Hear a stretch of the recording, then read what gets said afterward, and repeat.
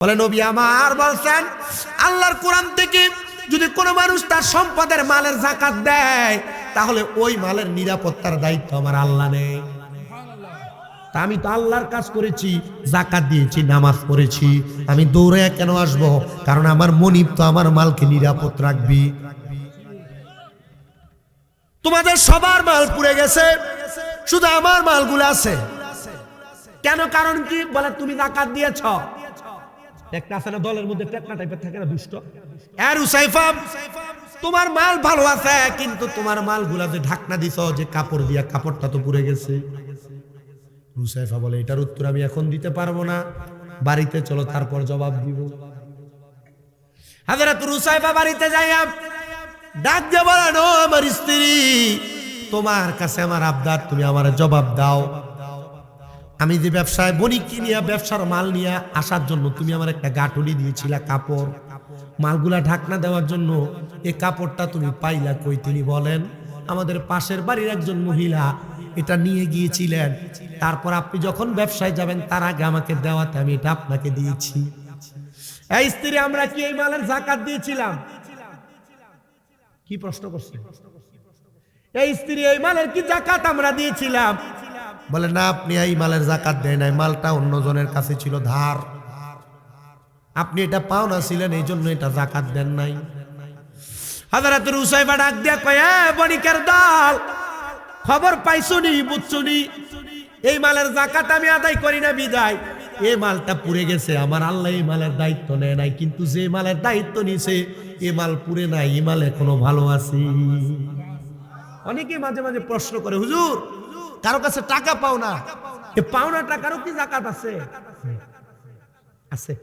যদি এই টাকা পাওয়ার সম্ভাবনা থাকে এই টাকারও যাকাত আছে। হুজুর গরুরও যাকাত আছে। হুজুর বাড়ি একটার বেশি দুইটা থাকলে, তিনটা থাকলে যাকাত দিতে হবে। দোকান যেটা দিয়ে আপনি চলেন একটার বেশি দুইটা থাকলে যাকাত দিতে হবে।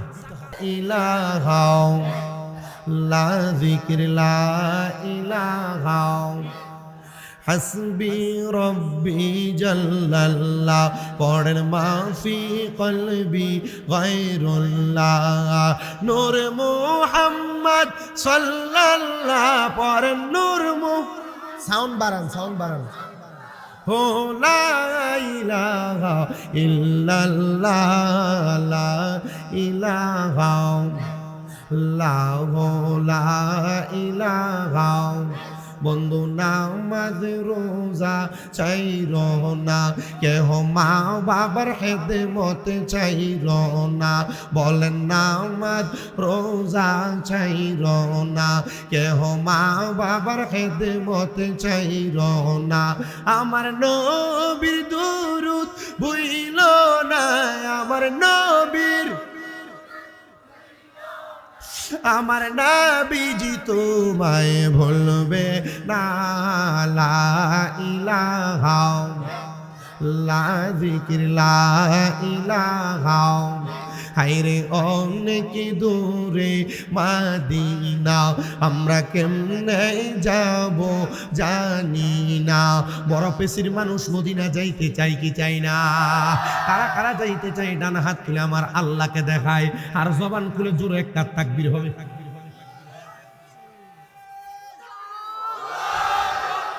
মাশাআল্লাহ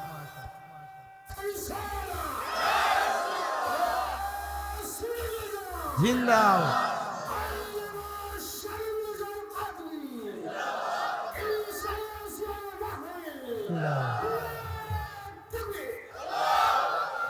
মারহাবা। আমি সব বুড়ো হয়েছেন কিন্তু গলার জোর গেছিল এখন, দেখছেন নি মাশাআল্লাহ যেতে শুনলে একটু মহাব্বতে বলেন মদিনা যাইতে চাই কি চাই না? আল্লাহর নবী বলেন উম্মত শুনো, মানজারা কবরি ওয়াজাবাত লাহু শাফাআতি ইয়াউমাল কিয়ামা। যেই ব্যক্তি আমি নবীর রওজা জিয়ারত করলো তার জন্য সুপারিশ করা আমি নবীর জন্য ওয়াজিব হয়ে যায়। আমি যখন মদিনা শরীফের মধ্যে গিয়েছি আমি বারবার মদিনা শরীফের দিকে তাকায়া একটা দোয়াই করেছি, ওগো আল্লাহর হাবিব মুহাম্মদুর রাসূলুল্লাহ, আমি যে এত তাড়াতাড়ি আপনার রওজার সামনে আসতে পারবো আমার বিবেক আমার বুদ্ধি বলে নাই, কিন্তু আমার আল্লাহ এত দয়ার আল্লাহ, এত মায়ার আল্লাহ, আল্লাহ আমারে দয়া কইরা মায়া কইরা আপনার রওজা মুবারকের সামনে আনছে। নবীজি আপনি নবী বলেছেন আপনার রওজা যে ব্যক্তি জিয়ারত করবে তার জন্য সুপারিশ করে আপনি নবী তারা জান্নাতে নিয়ে যাবেন। ও মায়ার নবী, আমি তো আপনার রওজার সামনে আসলাম, কিন্তু নবীজি আমার মা বাবা এখনো বেঁচে আছে, আমার তো মনটা চাই আমি আমার মা বাবা নিয়ে মক্কা মদিনা আসতে। ওগো নবী, বাংলাদেশে ওয়াজ মাহফিলের মধ্যে গেলে কত মানুষ আপনি নবীর গুণকীর্তন গায়, কত মানুষ আপনি নবীর শানমান গায়, কত মানুষ আপনি নবীর উপর দুরূদ শরীফ পড়ে, নবীজি তাদেরও তো মদিনায় আসতে মনটা চায়। আপনি আমাদের দোয়া কবুল করেন নবীজি, এদেরকে মরার আগে একবার হলো মক্কা মদিনা আনেন। আপনি জিজ্ঞাসা করেন, ও হাজী মাসুক সাহেব, আপনার নামের আগে তো হাজী দেখা যায়, আপনি তো মক্কা মদিনা গেছেন, কেমন শান্তি পাইছেন? দুনিয়ার কোনো প্রশান্তি পায় নাই, এটা আখেরাতের প্রশান্তি পাইছে, আখেরাতের প্রশান্তি।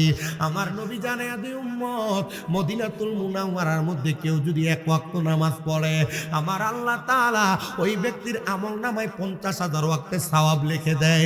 নবী আমার জানায়া দেয়, কেউ যদি মক্কাতুল মুকাররমার ভিতরে এক ওয়াক্ত নামাজ আদায় করে আমার আল্লাহ তাআলা ওই ব্যক্তির আমল নামার মধ্যে 1,00,000 ওয়াক্তের সওয়াব লিখে দেয়। ওগো আল্লাহ, আমাদের টাকার অভাব নাই, পয়সার অভাব নাই, ধনের অভাব নাই, সম্পদের অভাব নাই। আমরা টাকার মালিক হইলে বাড়ি বানাই, টাকার মালিক হইলে গাড়ি কিনি, টাকার মালিক হইলে সম্পদ কিনি, বিছনার মধ্যে ক্ষেতের মধ্যে বন্ধের মধ্যে জায়গা সম্পদ কিনি। কিন্তু আমরা যদি বুদ্ধিমান হইতাম, আমরা টাকা পয়সা ধন দৌলত দুনিয়ার কাছে ব্যয় না কইরা আমরা জান্নাতি হওয়ার জন্য যে কাজ করা দরকার সে কাজ করতাম। আল্লাহর নবীর উম্মত, ও বড় পেশি এলাকার পর্দার অন্তরালের আম্মুজিরা, তোমার স্বামী তোমারে ভরি ভরি স্বর্ণ কিনে দেয়, গলার চেন কিনে দেয়, নাকের ফুল কিনে দেয়, কানের দুল কিনে দেয়, এগুলা নিয়ে কবরে যাইতে পারবা না। কবরে মাত্র 5টা কাপড় নিয়ে মহিলা, 3টা কাপড় নিয়ে পুরুষ যাবে। ওই সাদা মার্কিন কাপড় ছাড়া কবরে তোমার কোনো কিছু যাবে না। যদি তুমি তোমার স্বর্ণ গয়না না বাড়ায়া, সম্পদ না বাড়ায়া মক্কা মদিনা যাওয়ার এক টিকিটটা বাড়াইতে পারো, মক্কা মদিনা বেশি দিন থেকে ইবাদত করতে পারো, আমার আল্লাহ তাআলা তোমাদেরকে জান্নাতীদের খাতার মধ্যে নাম উঠিয়ে দিবি। এবার আপনারা বলেন, যেই মক্কা মদিনা গেলে জান্নাতীদের খাতায় আমাদের নাম উঠবে, আমরা সবাই ওই মক্কা মদিনা যাইতে চাই কি চাই না? যারা যারা যাইতে চাই জবান খুলে মোহাব্বতের আওয়াজে পড়েন, দয়াল আল্লাহ দয়া করেন, নসিবি করেন মদিনা, লা ইলাহা ইল্লাল্লাহ, লা ইলাহা লা ইলাহা ইল্লাল্লাহ মুহাম্মাদুর রাসূলুল্লাহ সাল্লাল্লাহু আলাইহি ওয়াসাল্লাম। একটা জবানও বন্ধ রাখবেন না। আপনারা বলেন, আমাদের সবার জীবনে গুনাহ আছে না নাই? কম বেশি সবার জীবনে গুনাহ আছে। আমি শামীম রেজার গুনাহ যদি বড় পিছির মানুষ দেখতো, আমার এলাকার মধ্যে তারা বক্তা বানায় দাওয়াত করতো না। এ বাবা, আমার গুনাহ যদি আপনাদের এলাকার কোনো মানুষ স্বাভাবিকভাবে দেখতো, আমার এলাকা থেকে তারা দূর দূর করে তাড়াইয়া দিত। ও আল্লাহ গো, আমরা গোপনে গোপনে গুনাহ করছি, আমরা লুকিয়ে লুকিয়ে গুনাহ করছি। আমাদের গুনার খবর আমাদের মা জানে না, আমাদের গুনার খবর আমাদের বাবা জানে না। দাড়ি পাকা মুরব্বী বাবা, আপনার গুনার খবর যদি আপনার সন্তান দেখতো, বাবা বলে পরিচয় দিত না। যুবক ভাই, তোমার গুনাহ যদি তোমার মা দেখতো, তোমার সন্তান বলে পরিচয় দিত না। আল্লাহর দরবারে লাখ লাখ শুকরিয়া, আল্লাহ তাআলা আপনার আমার গুনাহগুলো গোপন গোপন করে রাখছে। চিন্তা করে দেখেন, এলাকার মধ্যে কোনো মানুষ যদি চুরি করত আর তার কপালের মধ্যে যদি লেখা উঠতো সে চোর, মানুষ তারা চোর বইলা ডাকতো। যদি লেখা উঠতো বেনামাজি, মানুষ তারা বেনামাজি বইলা ডাকতো। কিন্তু আমার আল্লাহ বড় দয়া কইরা মায়া কইরা আপনার আমার গুনাহগুলা গোপন করে রাখছে। আল্লাহ গো, আপনি যেহেতু গুনাহগুলা গোপন করে রাখছেন, গোপন করার ক্ষমতা যেহেতু আপনার আছে, ক্ষমা করার ক্ষমতা আপনার আছে। কারণ আমরা জানি আপনার নাম গফুর, আপনার নাম গাফফার, আপনার নাম রহিম, আপনার নাম রহমান। আল্লাহ গো, আপনার গাফুর ও গাফফার রহিম ও রহমান নামের খাতিরে আপনি আমাদের জীবনের গুনাহগুলা মাফ করে দেন না। আল্লাহ কয় মাফ করব তো, নবী কয় কেমনে মাফ করবেন? আমার আল্লাহ আমার নবীরে জানিয়ে দেয়, লিকুল্লি শাইইন সিকালাতি ওয়া সিকালাতিল কুলুবি যিকরিল্লাহ। প্রত্যেকটা বস্তুকে পরিষ্কার করার এক একটা মাধ্যম আছে। আমার নবী বলে, আল্লাহ গো, উম্মতের কলবের মধ্যে যে গুনার দাগগুলা পড়ে যায়, ওই গুনাহগুলা পরিষ্কার করার মাধ্যম কোনটা? নবী আমার বলে, ওয়া সিকালাতিল কুলুবি যিকরিল্লাহ। আল্লাহর কোন বান্দা যখন তার কলবের মধ্যে আল্লাহর জিকিরের ধাক্কা লাগায়া দেয়, আমার আল্লাহ তাআলা ওই বান্দার গুনাহগুলা ঝরায়া দেয়। আল্লাহ তাআলার বান্দার গুনাহগুলো মাফ করে দেয়। কত গুনাহ করলাম লুকায়া লুকায়া, কত গুনাহ করলাম গোপনে গোপনে, কেউ জানে না। জানে হইল আমার আল্লাহ। যাদের জবান আছে তাদের কাছে আমার দাবি আছে, যাদের জবান নাই তাদের কাছে আমার কোনো দাবি নাই। জবান যদি থাকে, চক্ষুটা বন্ধ করে মোহাব্বতের আওয়াজে আল্লাহ তাআলার একটু ইসমে জাতের জিকির করেন। আল্লাহ আল্লাহ আল্লাহ আল্লাহ আল্লাহ আল্লাহ আল্লাহ আল্লাহ আল্লাহ আল্লাহ। ও মাহবুদ মাওলা রে, আমি কি নাম দইরা ডাকবো তোমারে মারহাবা। আল্লাহ আল্লাহ। ও মাহবুদ মাওলা রে, আমি কি নাম লইয়া ডাকবো তোমারে মারহাবা। আল্লাহ আল্লাহ। জবানটা খুইলা আল্লাহর একটা স্মরণ নাই। আল্লাহ আল্লাহ। কোন নাম লইয়া ডাকলে তোমায়, কোন নাম লইয়া ডাকলে তোমায় তোরাই লইবা বান্দারে, আমি কোন নাম লইয়া ডাকবো তোমারে মারহাবা। আল্লাহ আল্লাহ। ও মাহবুদ মাওলা রে, আমি কোন নাম লইয়া ডাকবো তোমারে মারহাবা। আল্লাহ আল্লাহ আল্লাহ আল্লাহ। এক ডাকিলেন মূসা নবীজি, তার ডাকেতে সারা দিলা তোর পাহাড়ে নিয়ে মারহাবা। আল্লাহ আল্লাহ। খোদার নূরে পাহাড় জ্বলে, মূসা নবী জ্বলে না রে, আমি কোন নাম লইয়া ডাকবো তোমারে মারহাবা। আল্লাহ আল্লাহ। ও মাহবুদ মাওলা রে, আমি কোন নাম লইয়া ডাকবো তোমারে মারহাবা। আল্লাহ আল্লাহ।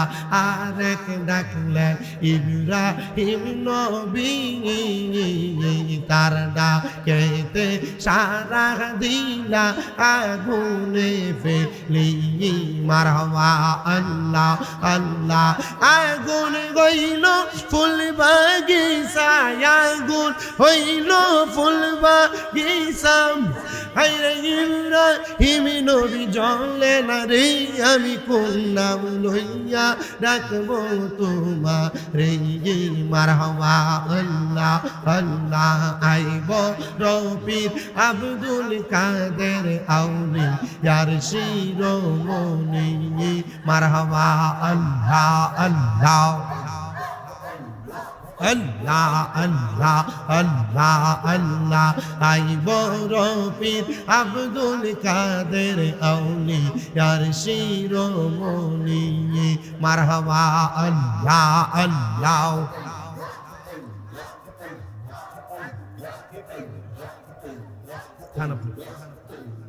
রমজান মাসের পয়লা তারিখ আসলা ববেতে দুধ পান তুমি করলাই গাউস রোজা রাখছ বলে মারহাবা আল্লাহ আল্লাহ ওলি দেরো ওলি তুমি ওলি দেরো ওলি তুমি ও গো গাউসে সামদানি আইব রফিক আব্দুল কাদের আউলি ইয়ার শিরোমণি মারহাবা আল্লাহ আল্লাহ লা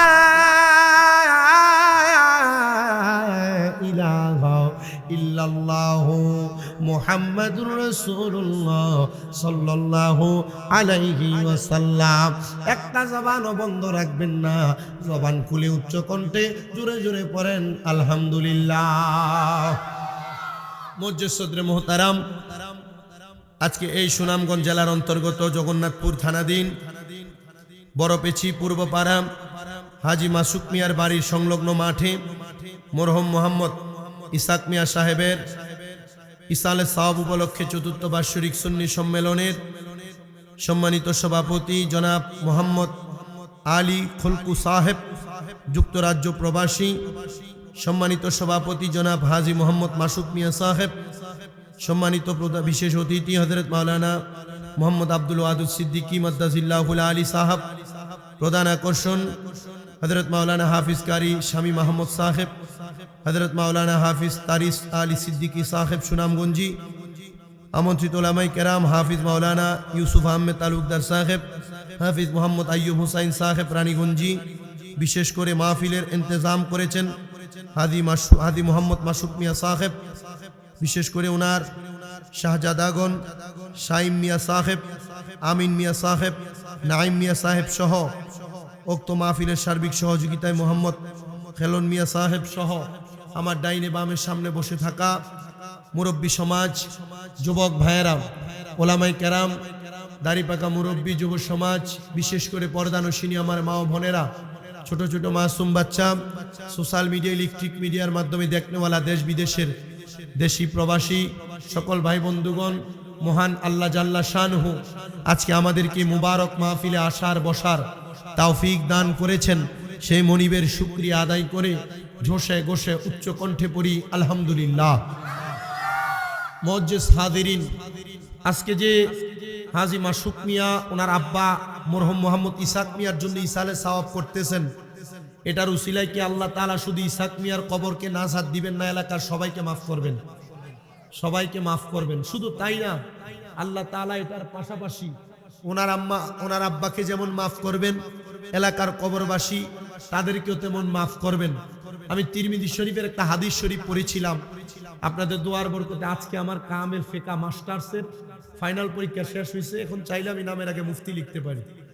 তা আমরা যখন তিরমিজি শরীফের দরসে আমরা একটা হাদিস শরীফ পড়ছিলাম, যখন দুনিয়াতে আপনাদের এখানে অনেকে আছেন মা নাই, অনেকে আছেন বাবা নাই, দাদা দাদি নানা নানি বংশের মানুষ, আহলে আওলাদরা কবরে আছেন বংশের মানুষ, ঠিক না? আছেন। আল্লাহর হাবিব সাল্লাল্লাহু আলাইহি সাল্লামের হাদিসে মুবারাকা নবীজি বলছেন, যখন দুনিয়ার জমিনে ইন্তজাম করা হয়, কোরআন সুন্নাহর বাগান সাজানো হয়, তখন আল্লাহ তাআলা ওই এলাকার কবর কি করতে থাকে? ঘুটকা দাও। ঠিক তেমন ভাবে কবরবাসীগুলা এই জান্নাতের বাগানের ডাইনে বামে সামনে পেছনে হাত বাড়ায় বাড়ায় ভিক্ষুকের মতো ভিক্ষা চাইতে থাকে। আসো নাকি আমার সন্তান, আসো নাকি আমার আওলাদ, আসো নাকি আমার নাতি, আমার জন্য একটু দোয়া করবা। আর এই দোয়া করলে আল্লাহ তাআলা আমারে মাফ করবে। যখন আপনি দোয়া করবেন, তারা কবরবাসীরা ফিরে যাবে, যা দেখবেন আল্লাহ তাআলা আপনাদের দোয়ার বরকতে কবরবাসীকে মাফ করে দিয়েছেন। তখন এই কবরবাসী বলবে, আল্লাহ আপনি আমারে কেন মাফ করছেন? ফেরেশতারে প্রশ্ন করবে, ফেরেশতা আমাকে মাফ করা হয়েছে কেন?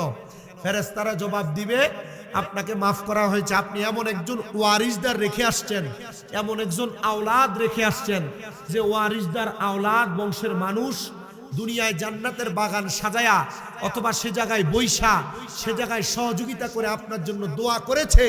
আল্লাহ তাআলা এটার উসিলা আপনাকে মাফ করে দিয়েছে। এখন দেখেন, আপনারা যারা দোয়া করবেন আপনার কবরবাসীদের জন্য, এখন কবরবাসীরা মাপ পেয়ে গেল, শুধু কবরবাসীর লাভ হইল, আপনার কি লাভ? আল্লাহর নবী বলেন, তখন কবরবাসী আল্লাহর কাছে ফরিয়াদ করবে, ওয়া মাগফিরাতু লাহুমা, আল্লাহ যারা আমার জন্য দোয়া করে আমাকে মাফ করাইছে আপনি এদেরকেও মাফ করে দেন। আমরা দোয়া করব দুনিয়ায়, আর কবরবাসী ডাইরেক্ট খোদা দেখে দেখে দোয়া করবে, তখন ওই কবরবাসীর দোয়ার বরকতে আল্লাহ তাআলা আপনাকে আমাকে মাফ করে দিবে। তাহলে আমরা কবরবাসীর জন্য দোয়া করব, ইসালে সওয়াব করব কি কবরবাসীর লাভের জন্য না নিজের লাভের জন্য? অবশ্যই নিজের লাভের জন্য। মারহাবা পড়েন। আরেক শ্রেণীর কবরবাসী কবরে ফিরে যাবে, যা দেখবেন তাদের কবরে আযাব হচ্ছে, তখন প্রশ্ন করা হবে, আল্লাহ আমার পাশের কবরের বাসীকে মাফ করে দেওয়া হইলো, কিন্তু আমার কবরকে কেন আযাব দেওয়া হলো না? তখন ওই কবরবাসীকে ফেরেশতারা বলবে, কবরবাসী তুমি দুনিয়াতে এমন কোন ওয়ারিসদার রেখে আসো নাই যে ওয়ারিসদার তোমার জন্য জান্নাতের বাগানে বসে কোরআন সুন্নাহর বাগানে বসে হাত তুলে দোয়া করবে, এই জন্য তোমার কবরের আযাবকে বাড়িয়ে দেওয়া হয়েছে। এজন্য আমরা যারা এখানে বসেছি আর যারা বাড়িতে এখনো ঘুমায়, চিন্তা করতেছে বড় পেশিতে ওয়াজ মাহফিল, মেয়ের জামাইকে বেআইনকে দাওয়াত দিয়া দেশি মুরগ জবাই করে খাওয়াই এখন ঘুম পাতায় রাখছে। চিন্তা করে মা সাউন্ডের মাইকের বাইরে সাউন্ড তো ভালোই আমরা শুনতেছি, ওইখান থেকে ওয়াজ শুনি, মাহফিলে যাওয়ার দরকার নাই, সিন্নির ওয়াক্ত হইলে দৌড়ে যায় বলে আল্লাহ তাআলা কিন্তু উনাদের বংশের মানুষের কবরের আযাবই বাড়ায়া দিবেন। তা আমরা আল্লাহ তাআলার কাছে ফরিয়াদ জানাই, লাখ কোটি শুকরিয়া জানাই, আল্লাহ তাআলা আমাদেরকে অত্যন্ত দয়া করে মায়া করে আজকের জান্নাতের বাগানে আসার বসার তৌফিক দিয়েছে। যাদের জবান আছে মোহাব্বতের আওয়াজে উচ্চ কণ্ঠে পড়ি আলহামদুলিল্লাহ। উপস্থিত হাজিরিন, আমি আপনাদের কাছে কোরআনুল কারীম থেকে 2খানা আয়াতে কারিমা তেলাওয়াত করেছি, 3খানা আয়াতে কারিমা তেলাওয়াত করেছি।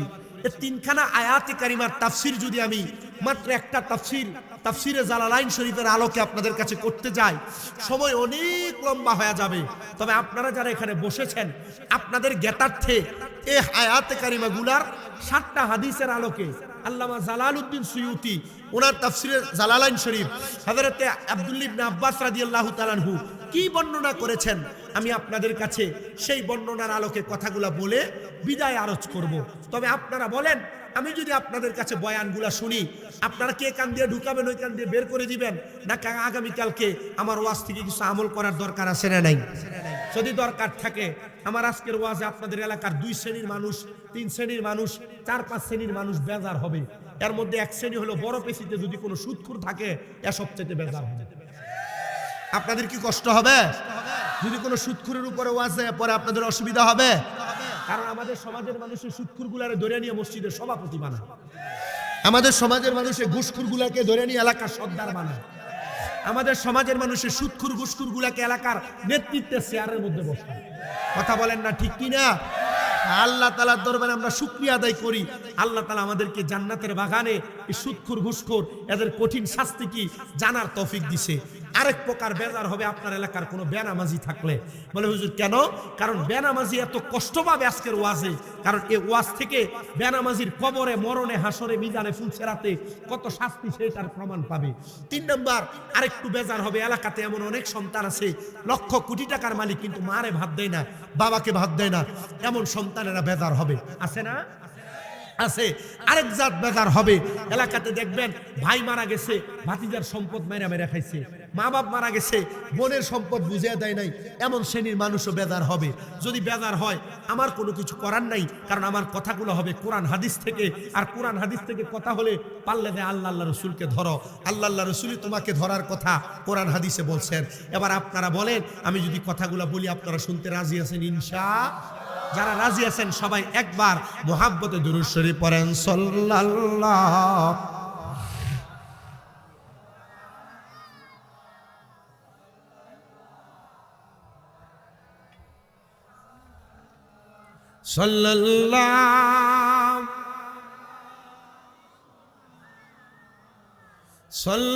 সাল্লাল্লাহু আলা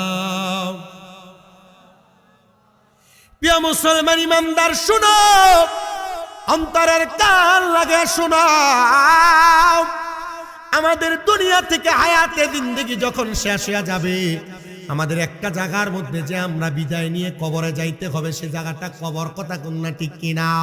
হ্যাঁ মুসলমান, ওই কবরের মধ্যে যাওয়ার পর আমাদের কয়েকটা স্টেশন আছে। কবরের পরে হাসর, হাসরের পরে মিজান, মিজানের পরে ফুলসেরাত, ফুলসেরাতের নিচে হলো জাহান্নাম, ওই ফুলসেরাতের পরে হলো আল্লাহ তাআলার জান্নাত।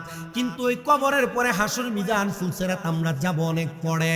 কিন্তু আমরা কি জানি ওই কবর, হাসর, মিজানের আগে আমরা যারা মুসলমান দাবি করি, যারা নামাজি আর বেনামাজি, তাদের জন্য একটা জায়গা আছে, একটা মাকাম আছে, যে মাকামের নাম হলো সাকরাতুল মাউতের বিছানা।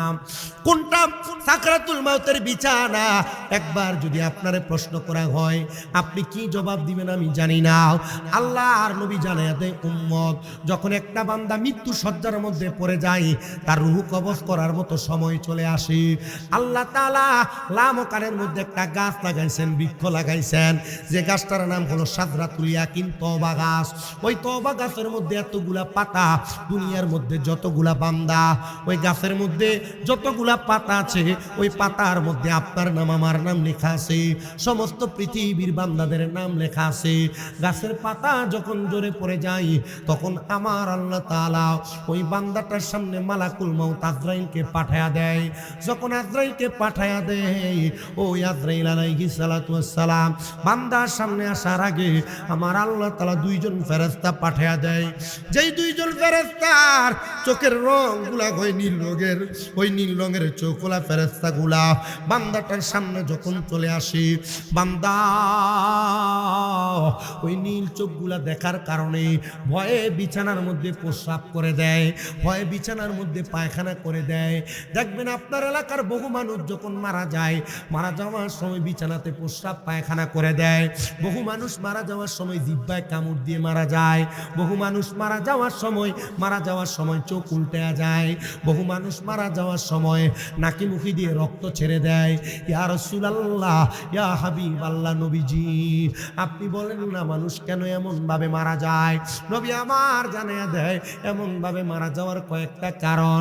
এর মধ্যে এক নাম্বার কারণ হলো, যখন ফেরেশতাদের ভয়ঙ্কর রূপ দেখে, বান্দা ভয়ে বিছানাতে প্রস্রাব পায়খানা করে দেয়। হায়রে মরণ,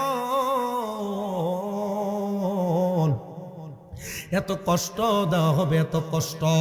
এবার দুইজন ফেরেশতা ওই বান্দার ঘাড়গুলোর উপরে কানের নিচে দিয়ে এসে বসবে। যখন বান্দার ঘাড়ের কাছে বসবে গো, এবার মালাকুল মাউত আজরাইল চলে আসবে। আজরাইল আসার সাথে সাথে বান্দাটা আজরাইলকে বলার চেষ্টা করবে, আজরাইল আমার রূহ তুমি এখন এভাবে কবজ কইরো না। বলে কেন, কেন কবজ করব না? বলে আমি এখনো পর্যন্ত মরণের প্রস্তুতি গ্রহণ করি নাই। আজকে যে মাহফিল হবে, 7-8 মাস আগ থেকে হাফেজ সাহেব এরপরে ক্যালর মিয়া সহ কুমিল্লা যে আমারে কষ্ট করে দাওয়াত দিয়ে আসছেন, প্যান্ডেলওয়ালাকে বলা রাখছে, মাইকওয়ালাকে বলা রাখছে, এলাকার মানুষকে মাইকিং করে জানানো লাগছে। তার মানে মাহফিলের জন্য একটা প্রস্তুতি নেওয়া লাগছে। আমি যে মারা যাব, তার মানে বোঝা যায় আমার মরণের জন্য একটা প্রস্তুতির দরকার আছে। এই প্রস্তুতিটা কি জানা? ওই প্রস্তুতিটা হইল ইন্নাল্লাযীনা আমানু ওয়া আমিলুস সলিহাতি উলাইকা হুম খায়রুল বারিয়া। ওই প্রস্তুতি হইল নিশ্চয় যাহারা ঈমান আনে এবং নেক আমল করে, এরাই হইল দুনিয়ার সবচাইতে ভালো বন্ধু, দুনিয়ার সবচাইতে ভালো বান্দা। ঈমান ছাড়া, আমল ছাড়া ব্যক্তিরা আমি ভালো মনে করতে পারি না। হোক সে যত বড় সম্পদওয়ালা, হোক সে যত বড় ধনওয়ালা, হোক সে যত বড় হেডামওয়ালা, না না না, আমরা চাই ঈমানওয়ালা মানুষ, আমরা চাই আমলওয়ালা মানুষ। ঈমান আর আমলের দৌলতে যেই ব্যক্তি ধনী হয়ে যায়, ওই ব্যক্তি আল্লাহর পছন্দের বান্দা হয়ে যায়, আল্লাহর পছন্দের বান্দা থেকে বন্ধু হয়ে যায়। এবার আপনারা বলেন, আমরা সবাই আল্লাহর বান্দা থেকে বন্ধু হইতে চাই কি চাই না? শুধু আল্লাহর বান্দা থাকলে চলবে না, বন্ধু হওয়া লাগবে। তাও তিরমিজি শরীফের একটা হাদিস, হযরতে জাবির ইবনে সামুরা রাদিয়াল্লাহু তাআলা আনহু হাদিস বর্ণনা করেছেন। হযরতে আবু সাঈদ খুদরি রাদিয়াল্লাহু তাআলা আনহু একই হাদিস বর্ণনা করেছেন। আম্মা জান আয়েশা সিদ্দিকা রাদিয়াল্লাহু তাআলা আনহা একই হাদিস বর্ণনা করেছেন। হযরতে আনাস ইবনে মালিকের আম্মা জান একই হাদিস বর্ণনা করেছেন। চারজন রাবী একই হাদিস বর্ণনা করে বলে, আল্লাহর কোন বান্দা যখন 5 ওয়াক্ত নামাজের পাশাপাশি তাহাজ্জুদ নামাজ পড়ে, আওয়াবিনের নামাজ পড়ে, চাশতের নামাজ পড়ে, ইশরাকের নামাজ পড়ে, ওই বান্দাগুলার বান্দা থাকে না, এগুলা বান্দা থেকে অটোমেটিকলি বাড়তি ইবাদত করে আল্লাহর বন্ধুতে রূপান্তর হয়ে যায়। আর ওই সময় যখন বান্দা তার জবান দিয়ে কোনো কথা বলে, এই জবান আর বান্দার জবান থাকে না, এটা আমি আল্লাহর কুদরতি জবান হয়ে যায়। বান্দা তার চোখ দিয়ে কোনো কিছু দেখলে এটা আর বান্দার চোখ থাকে না, এটা আমি আল্লাহর কুদরতের চোখ হয়ে যায়। বান্দা তার হাত পা দিয়ে কোনো কাজ করলে এটা বান্দার হাত পা থাকে না, এটা আমি আল্লাহর কুদরতি হাত হয়ে যায়, আমি আল্লাহর কুদরতি কান হয়ে যায়। ও মুসলমান, এটা দিয়ে আল্লাহ তাআলার হাত পা আল্লাহ এটা বোঝায় নাই, আল্লাহ বুঝাইছেন বান্দার সাথে আমার আল্লাহ তাআলা মিশে যায়। মিশা বান্দা যখন কোনো কর্ম করে, ওই কর্ম বান্দা নিজের ইচ্ছায় করে না, বান্দা করে স্বয়ং আমার আল্লাহর ইচ্ছায়। জোরে জোরে বলা যাবে কি সুবহানাল্লাহ। প্রিয় মুসলমান ইমানদার, অন্তরের কান লাগা শোনা গো, মদিনার তাজদার হুজুর সাল্লাল্লাহু আলাইহি ওয়াসাল্লাম বলে, বান্দা আজরাইলকে বারবার বলে, রে আজরাইল আমার রূহটা তুমি কবজ কইরো না। ওই সময় বান্দাটার যে হায়াত তো শেষ, বান্দার জিহ্বাটা দুই দাঁতের চোয়ালের মাঝখানে কামড় পড়ে যায়, আটকা পড়ে যায়, বান্দা কোনো কথা বলতে পারে না। ওই বান্দার যখন জবানটা বন্ধ হয়ে যায়, এবার বান্দা চোখের ইশারা দিয়া আজরাইলকে কত বোঝানোর চেষ্টা করে, বান্দার চোখগুলা উল্টে যায়। আজরাইলের ভয়ঙ্কর চেহারাটা দেখা বান্দাটার চোখগুলা যখন উল্টে যায়, এবার আজরাইল এসে আজরাইলের হাতের থাবাটা ওই বান্দার বুকের ভিতরে এমন ভাবে থাবা দিবে, ওই বান্দা বড় কষ্ট কষ্ট মনে হবে।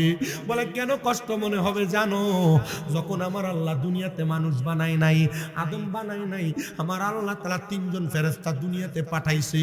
একজন হলো হযরতে জিবরাইল, একজন হলো হযরতে মিকাইল, একজন হলো হযরতে ইসরাফিল। তিনজন ফেরেশতা দুনিয়াতে এসে মাটি নেওয়ার চেষ্টা করছে মানুষ বানানোর জন্য। প্রথম ফেরেশতা, দ্বিতীয় ফেরেশতা, তৃতীয় ফেরেশতা, সব ফেরেশতার কাছে মাটি ডাক দিয়া বলছে, না রে ফেরেশতার দল, আমরা রে নিও না। মাটি দিয়ে আল্লাহ আদম বানাইবে, আদম মারামারি করবে, পিটাপিটি করবে, ওই দিমা রক্ত ঝরাইবে, এগুলা দিয়া মাটি দিয়ে আদম বানাইলে মাটি আমাদেরকে দিয়া খারাপ কাজ করবে। ও ফেরেশতা, আল্লাহর দোহাই লাগে চলে যাও। তিনজন ফেরেশতা চলে গেছে, শুধু একজন ফেরেশতা হযরত আজরাইল আল্লাহর হুকুম পায়া দুনিয়াতে আসছে। একবারে জীর্ণ শীর্ণ দুর্বল ফেরেশতা আয়েশা যখন একটা খাবলা মারছে মাটির মধ্যে, একটা খাবলের সাথে 40 মণ মাটি উঠছে। ফেরেশতা আজরাইল রে মাটি কত আরজ করেছে, আমাদেরকে নিও না, নিও না। ফেরেশতা আজরাইল শুধু বলেছে খামোশ, আল্লাহ তাআলার হুকুম, আল্লাহ তোমারও বানাইছে আমারও বানাইছে, আমাকে বলছে তোমাকে নেওয়ার জন্য, আমি আল্লাহর হুকুম অমান্য করতে পারবো না। একটা খাবলা দিয়া 40 মণ মাটি যখন আল্লাহ তাআলার কাছে নিছে, আমার আল্লাহ বলে, রে আজরাইল, তোমার নাম তো শুধু আজরাইল, তুমি কেমনে পারলে? আগের তিনজন ফেরেশতা তো পারে নাই, আল্লাহ আপনার দেওয়া ক্ষমতায় পারছে। যাও যাও যাও আজরাইল, এখন থেকে আমি তোমার উপাধি দিলাম মালাকুল মাউত। বলে মালাকুল মাউত মানে কি? বলে হলো মৃত্যুর ফেরেশতা। এখন থেকে কিয়ামত হওয়ার আগ পর্যন্ত যত বান্দা দুনিয়াতে থাকবে, প্রত্যেকটা বান্দার আদম সন্তানের রূহ তুমি কবজ করবা।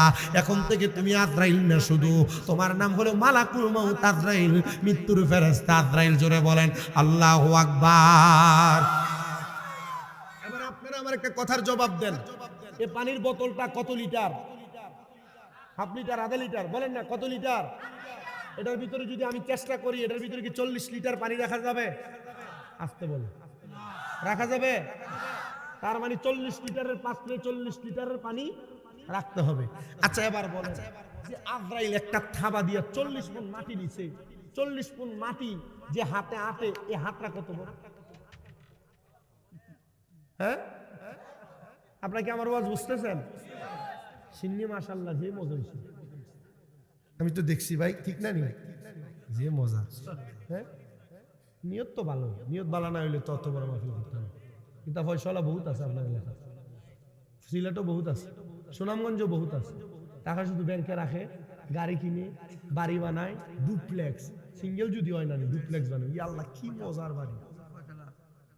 হ্যাঁ, 2 তলা, 3 তলা, 4 তলা, 5 তলা, 10 তলা তো বানাই না, মার দেয়, ঠিক না? নি একটা হইলে কয় যে আরেকটা হইছে, হ্যাঁ 2টা লইলে হয় না, নিজে থাকে, ভাই বোন রাখে, এর বাদে যাগি লন্ডন, বাড়ি আস্তা বাড়ি, অত বড় বাড়ি খালি জবাব দেওয়া লাগতো না নি? হ্যাঁ, আস্তা যে বড় বাড়ি থাকে গে, খামর লোক একজন শুধু। এক রুমে তার বউ বাচ্চা পুরুত্তাল লইয়া থাকে, নানি মাতয়নি শিখছি তোরা। আচ্ছা, তাহলে যে হাতের মধ্যে 40 মণ মাটি আটে, হাতটা কত বড়? এই হাতটা যদি আপনার আমার বুকের উপরে আর মুখের উপরে রাখে, সেপ্ট হয়ে যাওয়ার কথা না? আপনি চিন্তা করতেছেন না কি হবে আপনার অবস্থা মরার সময়? মাত্র একটা অবস্থা বলছি, আর 3টা অবস্থা বাকি। দেখেন কি হয় অবস্থা। আজরাইল আলাইহিস সালাতু ওয়াস সালাম এবার বান্দার বুকের উপরে হাত রাখবে,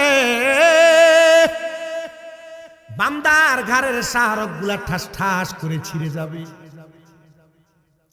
বান্দার হাতের রগগুলা ছিঁড়ে যাবে, বান্দার পায়ের রগগুলা ছিঁড়ে যাবে। বান্দার রক্ত তখন চলাচল করতে পারবে না।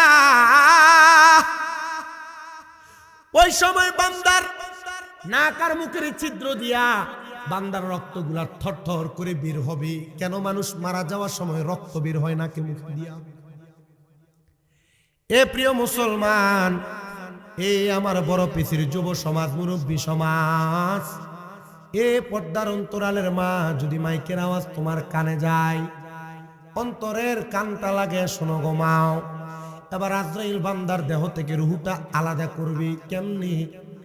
হযরতে পয়গম্বর ইদ্রিস আলাইহিস সালাতু ওয়াস সালাম ওনার বর্ণনাটা পড়তে যে আল বিদায়া ও নেহায়া 14 খণ্ডের একটা কিতাব ইসলামিক ফাউন্ডেশন কর্তৃক ছাপানো।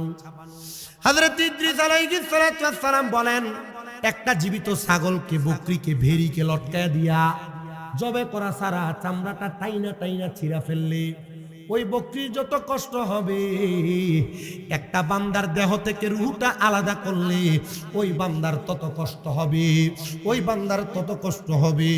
শুধু কষ্ট হবে না, বান্দার দেহটা যখন পড়ে থাকবে, রুহটা নিয়ে যাবে, বান্দার দেহের কোনো কাজ নাই। মানুষ তার জন্য বাঁশ কাটবে, মানুষ তার জন্য কবর করবে, মানুষ তার জন্য জানাজার আয়োজন করবে। দেহ তোমার চর্মচর গলে পচে যায়, শিরায় উপশিরা গুলো ছিন্ন ভিন্ন হবে। আরে মন্ডু মেরু দণ্ড সবই হবে খণ্ড খণ্ড, সকলই হবে তোমার পর। রে মন আমার কেন বান্ধ দালান ঘর, রে মন আমার কেন বান্ধ দালান ঘর। একদিন মাটির ভিতরে হবে ঘর, রে মন আমার কেন বান্ধ দালান ঘর। প্রাণ পাখি উড়ে যাবে পিঞ্জর ছেড়ে, ধরা দমে সবই রবে, তুমি যাবে চলে। বন্ধু বান্ধব যত, মাতা পিতা তারা সুত, বন্ধু বান্ধব মাতা পিতা তারা সুত, সকলই হবে তোমার পর। রে মন আমার কেন বান্ধ দালান ঘর, একদিন মাটির ভিতরে হবে ঘর। রে মন আমার কেন বান্ধ দালান ঘর। একটা জবানও বন্ধ রাখবেন না। আপনারা বলেন মাটির নিচে যে ঘরটা হবে ওই ঘরটার নাম কি বিল্ডিং না কবর? প্রিয় বড় পেশির মানুষ, সুনামগঞ্জের জগন্নাথপুরের মানুষ, একটু অন্তরে কানটা লাগে শোনো। এবার যখন বান্দার দেহটা পড়ে থাকবে, আজরাইল বান্দার রুহটা নিয়ে যখন সামনের দিকে যাবে, এবার কথোপকথন হবে বান্দার সঙ্গে আর আজরাইলের সঙ্গে। রুহ ডাক দিয়া বলবে, আজরাইল আজরাইল তুমি যদি জানতা আমার জন্য আমার আল্লাহ তাআলা কত যন্ত্রণাদায়ক শাস্তি রেডি করে রাখছে, তাহলে এত তাড়াতাড়ি নিতা না, আরো আস্তে আস্তে আমারে নিয়ে যাইতা। এ আজরাইল একটু আস্তে আস্তে নাও না। আজরাইল তখন কারোর কথা শুনবে না, চোখের মধ্যে গুর্জো মারবে, কানের মধ্যে গুর্জো মারবে, মুখের মধ্যে গুর্জো মারবে, বড় কষ্ট হয়ে যাবে। আজরাইল যখন একটা বান্দার রূহটা নিয়ে যাবে, আজরাইল আলাইহিস সালাতু ওয়াস সালাম এমন একটা কাপড় লইয়া আজরাইলের নাকের মধ্যে ভাবে নাক বন্ধ করে দিবে। এ আজরাইল কেন নাক বন্ধ করলা? আজরাইল কোনো জবাব দিবে না। আজরাইল বান্দাটারে নিয়ে প্রথম আসমানে চলে যাবে। আসমানের দরজার মধ্যে 19 জন করে দুই সাইডে ফেরেশতা দাঁড়ানো থাকবে। ওই ফেরেশতারা যখন দেখবে বান্দার রূহ নিয়ে উপরে গেছে, ফেরেশতারা বান্দার দিকে থু থু থু থু নিক্ষেপ করবে। হ্যাঁ ফেরেশতার দল, তোমরা কেন বান্দার দিকে থু থু নিক্ষেপ করো? আজরাইলকে ফেরেশতারা জবাব দিবে, আমরা একটা কারণে মাত্র থু থু নিক্ষেপ করি, বান্দা গুনাহ করার কারণে। বান্দার রূহটা একটা দুর্গন্ধযুক্ত রূহ হয়ে গেছে, বান্দার রূহের দুর্গন্ধ আমরা সহ্য করতে পারি না, আমি আজরাইলও সহ্য করতে পারি না, এই জন্য বান্দার দিকে থুতু নিক্ষেপ করি। বান্দার জন্য আমরা নাকের মধ্যে কাপড় লাগাইছি। হ্যাঁ প্রিয় মুসলমান ইমানদারেরা, শুধু নাকের মধ্যে কাপড় লাগায় না, ফেরেশতারা বান্দার দিকে থুতু নিক্ষেপ করে। হ্যাঁ বড় পেশি এলাকার বেনামাজি, বড় পেশি এলাকার বেরোজগার, বড় পেশি এলাকার মধ্যে যারা আছো তোমরা হারাম টাকা খাও, সুদের টাকা ঘুষের টাকা খাও, সাবধান করে দেই, সতর্ক করে দেই, যদি মরার পরে এমন কঠিন আযাব তুমি সহ্য করতে পারো, তুমি গুনাহর কাম করো, আমার কোনো অসুবিধা নাই। এই যে সামনে রমজান মাস আসতেছে, বহু মুরব্বীদের রমজান আসলে ডায়াবেটিস বেড়ে যায়, বহু মুরব্বীদের রমজান আসলে প্রেসার বেড়ে যায়, রমজান মাস আসলে পেটের মধ্যে বেশি বিভিন্ন রকমের রোগ দেখা দিয়া দেয়। যদি প্রশ্ন করা হয় রমজানের রোজা কেন রাখো না, আমার গ্যাস্ট্রিক হয়েছে, আলসার হয়েছে, ডায়াবেটিস হয়েছে, একটু পরে পরে কুদুর কুদুর খানা না খাইলে আমার কাছে ভালো লাগে না। না না মুসলমান, না না না, রমজান মাস পবিত্রতার মাস, এই মাস আল্লাহ তাআলা আমাদের প্রতি ফরজ করে দিয়েছে, যেমন ভাবে আমাদের পূর্ববর্তীদের দিকে ফরজ করে দেওয়া হয়েছিল। ও মুসলমান, রমজান মাসকে অবহেলা করবা না, রমজান মাসকে কাজে লাগাইবা। রমজান মাসে চাইলে আল্লাহ তাআলার ইবাদত কইরা 70 গুণ থেকে 700 গুণ পর্যন্ত সওয়াব অর্জন করতে পারবা। এ রমজান মাসের একটা তারাবিও মিস করবা না। আর আমাদের সমাজের মানুষ তারাবির নামাজ যখন শুরু হয়ে যায়, প্রথম দিন মসজিদ একবারে পুড়ে যায়, দ্বিতীয় দিন আরো পুড়ে যায়, 10 দিন পরে মসজিদ অর্ধেক হয়ে যায়, 7 দিন পরে মসজিদের 15 জন 20 জন নিয়ে মুয়াজ্জিনরা তারাবি পড়ে, হাফেজ সাহেবরা তারাবি পড়ে। না না না, আমার আল্লাহ তাআলা রমজান মাসের 30টা তারাবির নামাজে 30টা ফজিলত দিয়েছে। তোমরা যারা রিজিক চাও, সারা বছর ভালো কামাই চাও, ভালো খাবার চাও, ভালো টাকা পয়সা চাও, ভালো বাড়ি গাড়ি সম্পদ চাও, রমজান মাসের একটা তারাবিও মিস করবা না। তারাবির নামাজগুলা মনোযোগ দিয়া পড়বা, তারাবির নামাজের বরকতগুলা নিবা। শুধু তারাবির নামাজ পড়বা না, রমজান মাসে সাহারির আগে যখন সময় বেশি থাকবে, সাহারি করার পর সময় যখন বেশি থাকবে, তাহাজ্জুদ নামাজের মধ্যে দাঁড়ায়া যাইবা, দেখবা আমার আল্লাহ তাআলা অসংখ্য বরকত দান করে। আর রোজাদারেরা ইফতার একা একা করবা না, নিজে ইফতার করবা, পার্শ্ববর্তী গরিবদের জন্য ইফতারের ব্যবস্থা করবা।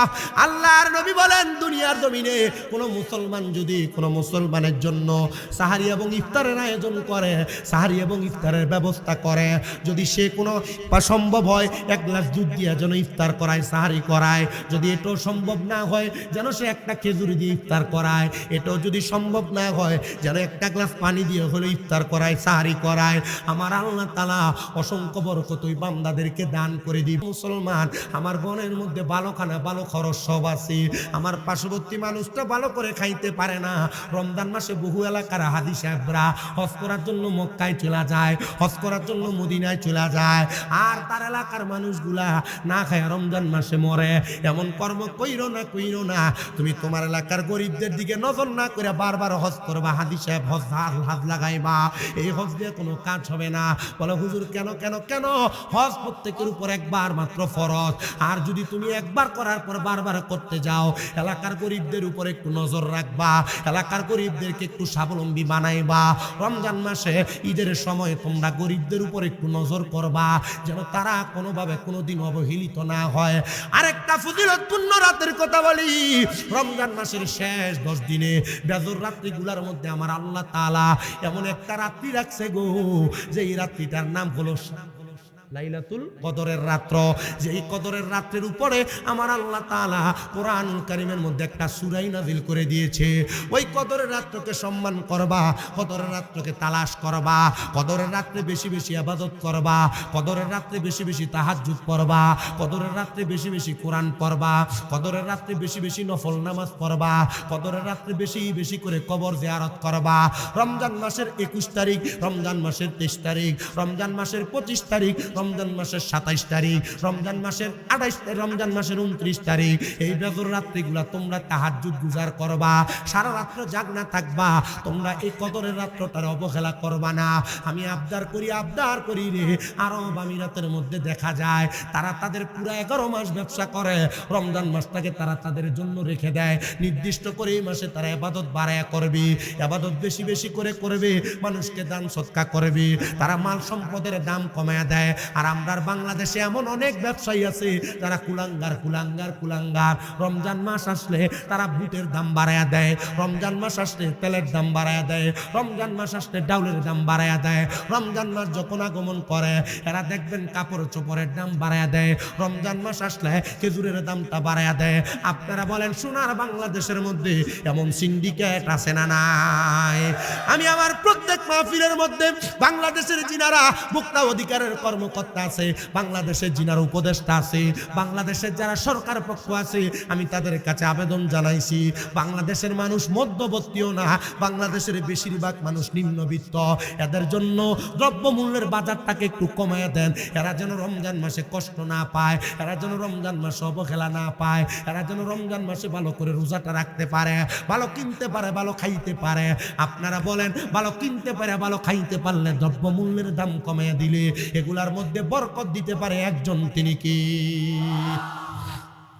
কষ্ট হচ্ছে আপনাদের? অসুবিধা হচ্ছে? আমি মাইক ধরছি যে কতক্ষণ হয়েছে কে বলতে পারবে? 1 ঘন্টা। 1 ঘন্টা কোন দিক দিয়ে গেছে একটা স্রোত টেরো পাইনি। আমি জানি না আপনার টের পাইছেন কিনা। আমার এই মুরব্বীদের কষ্ট হচ্ছে, কিন্তু অন্যান্য মুরব্বীদের গা ধরলে ঠান্ডা ঠান্ডা লাগে, আপনার গা এখনো গরম। মাশাআল্লাহ, মারহাবা পড়েন। আমার কাছে সবচেয়ে বেশি ভালো লাগতেছে, আমি অনেক সাদা সাদা দাড়িওয়ালা আব্বুজিদেরকে দেখতেছি, এটা আমার কাছে সবচেয়ে বেশি নিয়ামত মনে হয়। কেন নিয়ামত মনে হয় জানেন? 80+ বয়স, এই যে দাড়ি সাদা দাড়িওয়ালা মানুষগুলো আমাদের জন্য বট গাছ যেভাবে ছায়া দেয়, এই সাদা দাড়িওয়ালা গুলো আমাদের কেমন রহমত দেয়। আর আমাদের এলাকার যুবক ছেলেরা এমন সাদা দাড়িওয়ালা দেখলে সিগারেটের দোয়াটা টান দিয়া মুরব্বির দিকে মারে।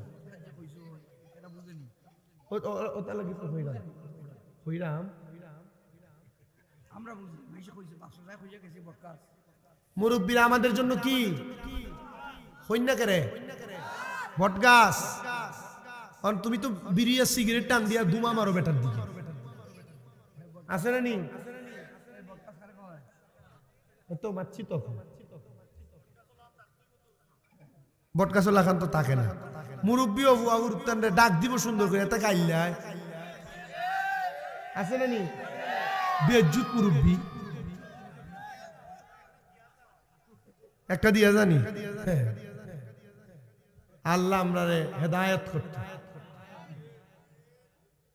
আমার ওয়াজ যদি বোঝো তাহলে কতক্ষণও চলবে, আর যদি না বুঝো সারা রাত যদি ছিলে ভাই ওইগুলি খাও। মানুষ যত মেলা আসেনি, মেলা এখন আর বেশি নাই।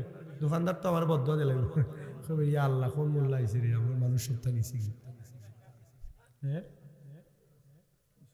ব্যবসা হয়েছে আজকে হইতো, আমার যদি 9টা বা 9:30 দেওয়া যেত তাহলে পুরো রাস্তা প্যান্ডেল ভর্তি থাকতো। 10:30 হয়েছে তো লেট হয়েছে। আর আপনার তো যে প্ল্যান করছিলাম যদি আমার আরো পরে দিতে হবে তার আইলে তাহলে তো আমি একবারে ঘুমাইছিলাম ওখানে।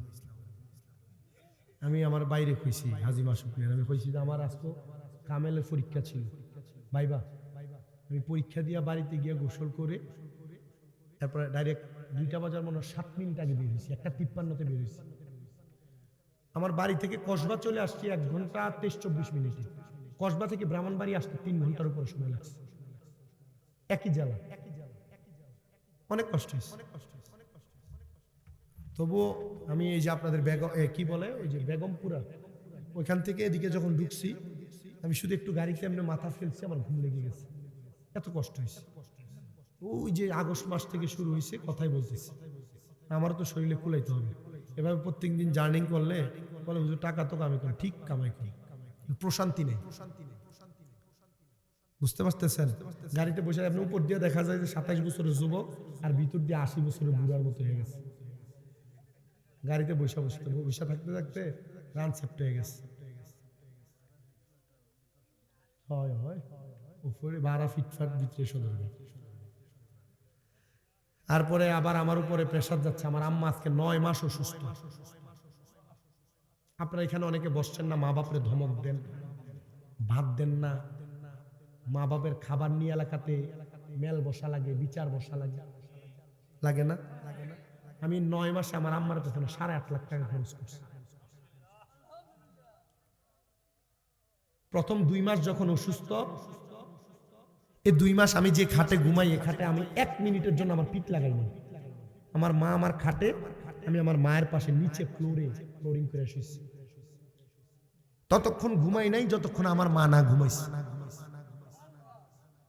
আমার ইজ্জত চলে যাবে না, আমি আমার এই হাত দিয়ে আমার আম্মার প্রস্রাব পায়খানা পরিষ্কার করছি। আমার কি সম্মান কমে যাবে? কমে নাই। 6টা মাদ্রাসা আমার চলে কমে নাই। ইজ্জত আল্লাহ অনেক বাড়াই দিচ্ছেন, অনেক সম্মান বাড়াই দিচ্ছেন, মহা বিপদ থেকে আল্লাহ উদ্ধার করে দিচ্ছেন। হাজী মাসুদ মিয়া ওনার আব্বার জন্য করতেছে, ওনাকে মনে হয় দিচ্ছেন না। আপনারা যারা আপনাদের মা বাবার জন্য দোয়া করতেছেন, আপনাদেরকে মনে হয় দিবে না। এমন অফুরন্ত বরকত আর খাজিনা পাবেন, আপনি চিন্তা করতে পারবেন না। যারা আপনি যোগ্য না তা আপনি পেয়ে যাবেন। মা বাবা এত বড় নিয়ামত। আমি আজকে যখন বের হই, আমার আম্মা স্ট্রেচার ধরে ধরে আমার গাড়ি পর্যন্ত আসছে। আমার আম্মা কষ্ট পাবে, এই জন্য চোখের পানি আসতে দেই না। আমি আমার নিজের পরনের লুঙ্গি পর্যন্ত ধুই নাই, কিন্তু আমার আম্মা অসুস্থ হওয়ার পর ধোয়া লাগে। আমার আম্মা নিজে ধুয়ে দিত। গায়ের পাঞ্জাবি খুইলা রাইখা শুইতাম, ঘুম থেকে উঠে দেখতাম শুকায়ও গেছে। এখন কবরে যে আপনাদের মা বাবা, আপনারা কি করতে পারতেছেন? এমন কিছু পারতেছেন না। মা বাবা অনেক কষ্ট করে মানুষ করছেন, লাখ লাখ টাকা আপনার পিছনে খরচ করছে। এখন আপনার কাছে টাকার অভাব নাই, আব্বাকে 1000 টাকা দিয়ে একটা লুঙ্গি কিনা পরাইতে পারেন না। বাবা কবরে, মা কবরে চলে গেছে, নিজে না খেয়ে আপনাকে খাওয়াইছে। একবেলা না খাইলে বারবার জিজ্ঞেস করছে, পেটটা পিঠের সাথে লাগিয়া গেছে, এখনো খাও না কেন? এখন 2-3 বেলা না খাইলে কেউ একবার জিজ্ঞেস করে না। কিভাবে জিজ্ঞেস করবে? মা তো কবরে। প্রিয় মুসলমান, আমি আপনাদের কাছে যে আলোচনার ধারাবাহিকতা ধরে রাখতে চাইছিলাম, আমি আপনাদের কাছে সেই আলোচনার ধারাবাহিকতাটা বলি। এমন জীবন বানান যে জীবনে ফেরেশতা থুতু দিবে না, যে জীবনে ফেরেশতারা আপনারা অবহেলা করবে না। নবী আমার বলেন, উম্মত, হ্যাঁ উম্মতের দল, যখন তোমার মরণ হয়ে যাবে গো, আজরাইলে তোমার রূহটা নিয়ে যাবে জাহান্নামের দিকে। ইন্নাল্লাযীনা কাফারু মিন আহলিল কিতাবি ওয়াল মুশরিকিনা ফি নারি জাহান্নাম জাহান্নামা খালিদিনা ফিহা উলাইকা হুম শাররুল বারিয়া।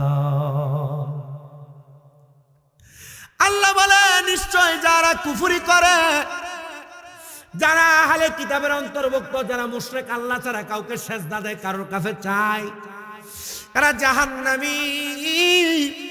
আল্লাহ একটা বাংলা বেনামাজি হারামখোর, পরের হক মেরে মেরে খায়, মা বাবারে কষ্ট দেয়, বেনামাজি, ওই মানুষটার কেমন কষ্ট হবে আপনি একবার আমাদেরকে জানিয়ে দেন।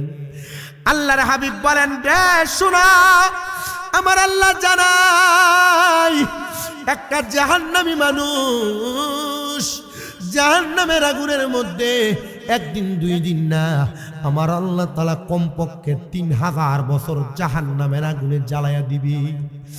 এই 3000 বছর দুনিয়ার 3000 বছরের মতো না। আল্লাহ কেন 3000 বছর দুনিয়ার 3000 বছরের মতো না? বলে দুনিয়ার 500 বছর আখিরাতের মাত্র একদিনের সমান। গুণ দিয়া দেখো, তোমার ক্যালকুলেটরে জায়গা নিবে না, এত কঠিন আযাব দেওয়া হবে।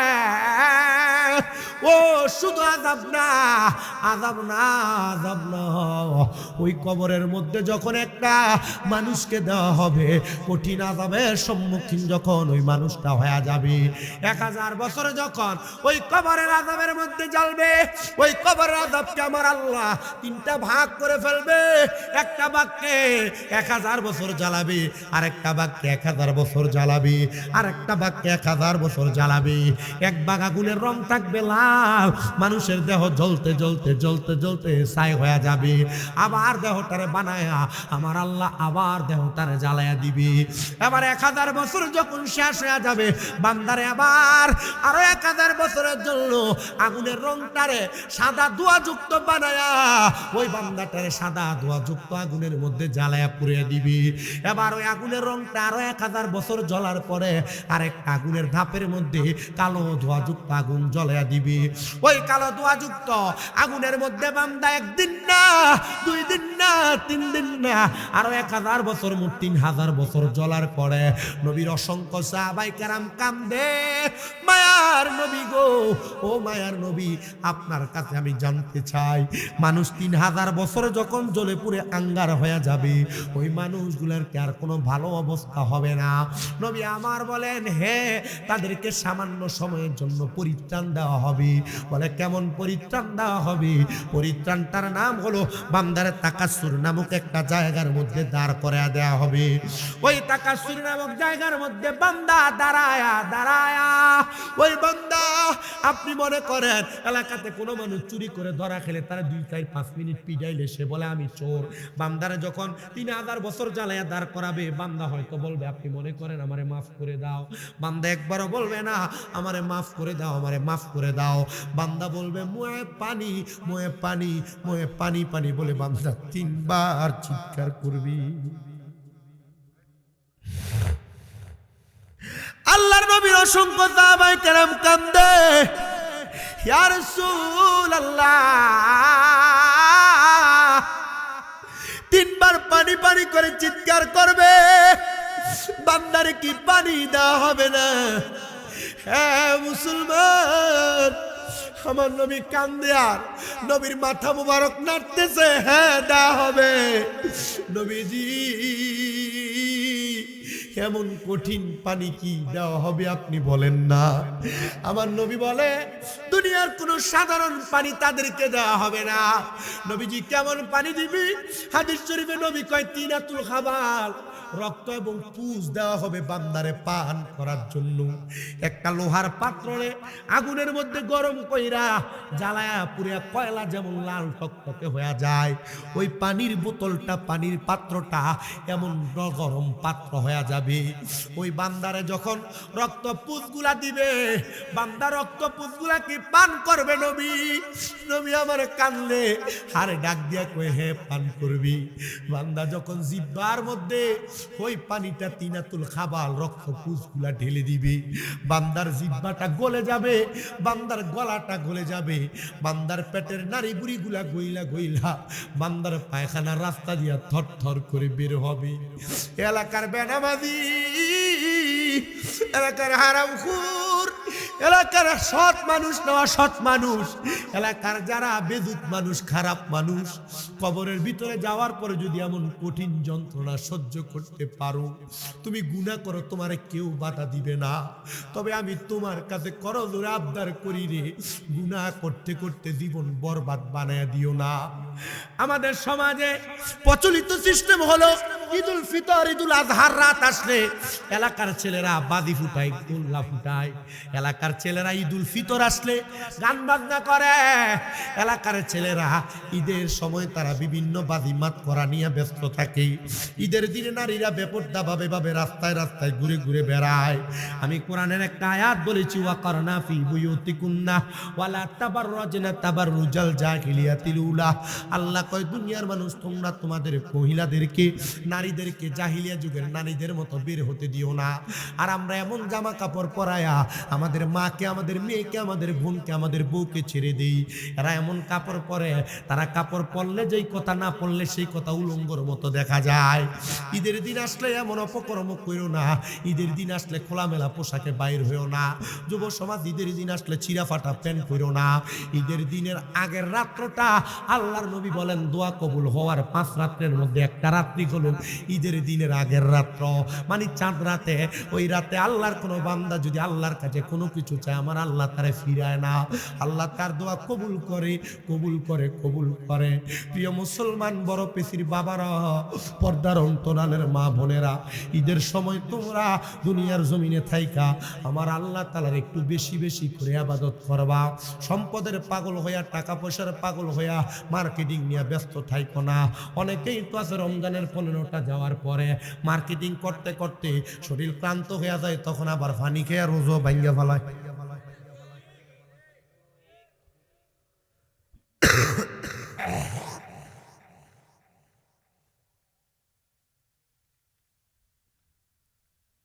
আমি অনেক দেখেছি, রমজান মাস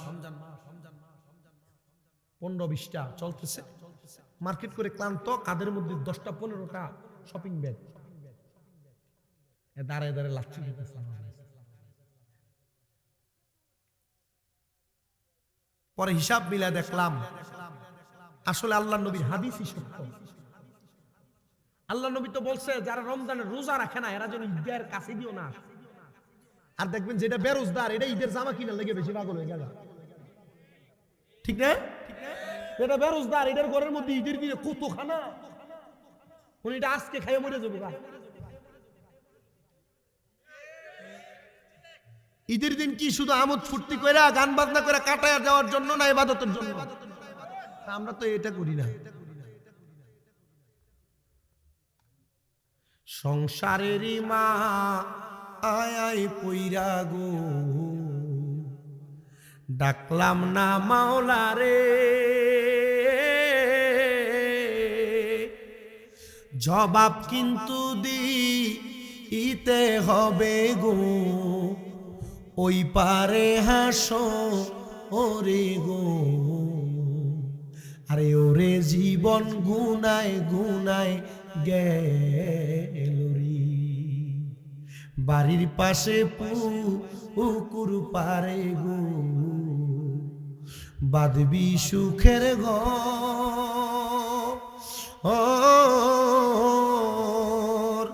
ভাইও নাই তোর বান্ধব নাই ওরে, কোলকে লইবে খবর রে, হায়রে ওরে জীবন গুনায় গুনায় গেল রে। পড়বি পড়বি বলের যুবক, নামাজটা পড়লি না,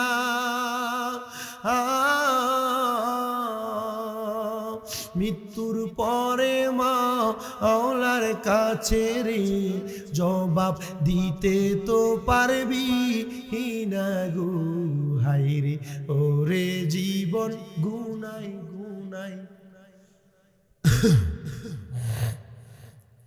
এ প্রিয় মুসলমান, আমি আপনাদের কাছে আরেকটা কারগুজারি শোনাই, শুনেন, কষ্ট হবে আপনাদের।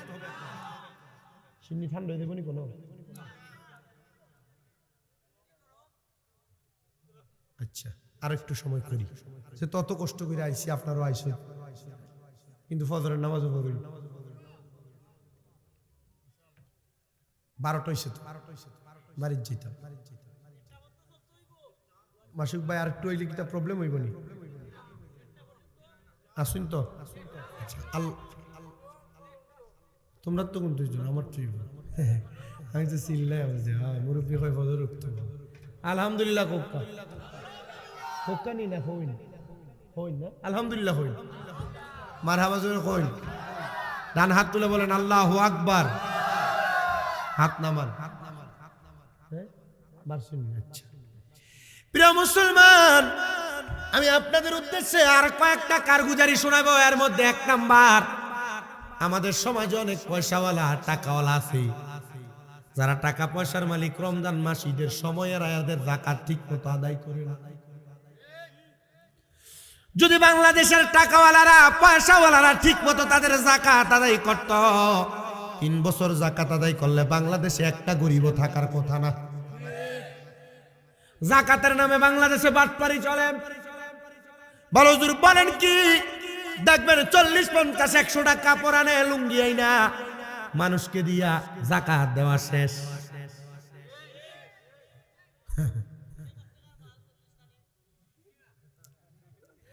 প্রতি 1 লক্ষ টাকায় 2,500 টাকা করে যাকাত আসে বাংলাদেশের হিসাবে। কিন্তু বাংলাদেশের মানুষ এই যাকাত গুলো আদায় করতে চায় না। যাকাত দেওয়াকে তারা বোঝা মনে করে, যাকাত দেওয়াকে তারা জরিমানা মনে করে। আল্লাহর নবী বলেন, এমন একটা সময় আগমন করবে, এমন একটা সময় আগমন করবে, আমার উম্মতেরা তারা তাদের সম্পদের যাকাত দিতে চাইবে না, যাকাত দেওয়াকে তারা জরিমানা মনে করবে। ইয়া রাসূলুল্লাহ, কেন? বলে তারা যাকাত দেওয়াটাকে বোঝা মনে করবে। নবী আমার বলেন, শোনো দুনিয়ার মানুষ, তোমরা যারা যাকাত দাও না, এ মানুষ তোমাদের উদ্দেশ্যে নবী আমার বলেন, 1 নাম্বার, যাকাত দিলে মানুষের সম্পদ পবিত্র হয়, যাকাত দিলে সম্পদ নিরাপদ হয়, যাকাত দিলে আল্লাহ তাআলা বিপদ কাটিয়ে দেয়, যাকাত দিলে যাকাত দেনেওয়ালা মানুষকে আল্লাহ সম্পদ আরো বাড়ায়া দেয়। যায় না, এটা তো 1 নাম্বার 2 নাম্বার আছে না? আবার তো বিড়ি পান সিগারেটও তো খাওয়া লাগে। বহুত মানুষ আছে তো সকালবেলা সিগারেট খাইয়া যদি বাথরুমে না যায় তো বাথরুম ক্লিয়ার হয় না, আছে না? নি 2 মাস আগে আমার মনে আছে, আমি একবার এক রেল স্টেশনের ওয়াশরুমে গেছিলাম। যাওয়ার বাদে তো পাশে যেটা আছে না, এখন কিন্তু একটা দোয়ার, আমি ডরে বাড়িচ্ছি, আগুন লাগছে। পরে দেখি যে আমার লগে এক বাড়িছে মুরব্বী মানুষ, ইয়া বড় বড় দাড়ি, দেখি যে বেটা ও বামা তো সিগারেট টান। আপনি ওটা ওখানেও বইয়া খাইছেন নি? আপনি ওখানেও খাইছেন? ওখানেও গেলে ভাত খাইতে পারবেন। কি আল্লাহ হুজুর, আপনি মেসাব মানুষটা কি তামাকি না? বাথরুমে বইয়া ভাত খাইনি, ওয়াশরুমে বইয়া তো টয়লেট, তো ভাত খাইতে পারতেন না, তুমি সিগারেট খাও খালি। ও ইয়াল, এটা কি তা না যাইজ না? কোরআনও আছে, কোরআন দিছে, দেখা বিপদে পড়ছি। কোরআন দিছে, কোরআনও বিড়ি সিগারেট খাওয়া না যায় আছে, এটা তো না। তামাক খাওয়া না যায় আছে, হাদিস শরীফ। তখন আমি তার কিতাব প্রমাণ দিই, আমি কইছি ইয়া ভাই সাহেব, আমি না যাইজ খুশি না তো, যাইজ তো। হ্যাঁ মৌলবি, আমি ওটা মাথাতে আমার এমনি হাত মুছে, আমার মাথা মুছে, গা মুছে। বিড়ি খাওয়া যাইজ করতে কিতা করে, আমার গা মুছে। আচ্ছা হোসেন কোরআনও আছে যাইজ, তাহলে আমার কেউ যে গেলে আমি তার উত্তর দিতাম পারা। আমি বললাম ইয়া তুমি যে সিস্টেমে খাও, ইটা সিস্টেমে যাইজ। আচ্ছা যে সিস্টেমে যায় সিস্টেমে শিখাও, তাহলে আমি তো একটা ফুটো দিই তার মনে। তোমার বিড়িতে তুমি আগুন লাগে খাও না নি, যাইজ না। যদি তুমি এটারে সিল্লা ফুল্লা পানিত ফালাইয়া গুল্লা খাইতার না, তাইলে যায়। বেটা তুমি বড় বেশাবা মেসা,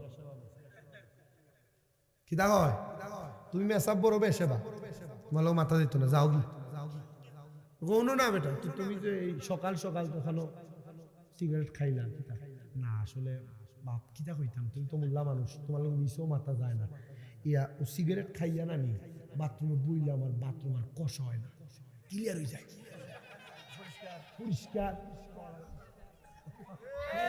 আসেনি আসেনি, আচ্ছা বাঙালি আমলা খাওয়া লাগে তো বাথরুম ক্লিয়ার হয়।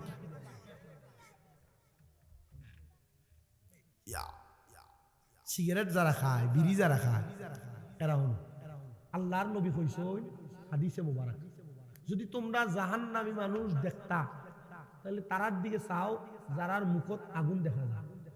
আমি হিসাব মিলিয়ে দেখলাম যে আগুন তো আর কারোর মুখে নাই, তো যারা সিগারেট খায় এরার মুখে আগুন। জাহান্নামী চাইতাম তো বেটার দিকে চাইতাম, ঠিক না নি? আমি কতটা দেখছি, ও মোল্লারও দেখছি সিগারেট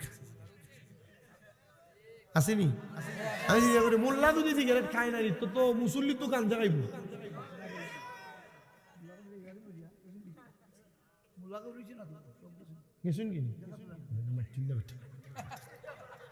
মাথা মোল্লা কইব আমার কেউ খাইছে, খায় না রে বউ মোল্লা সিগারেট, তো মোল্লা সিগারেট খাইলে মুসল্লি কিতা খাইব?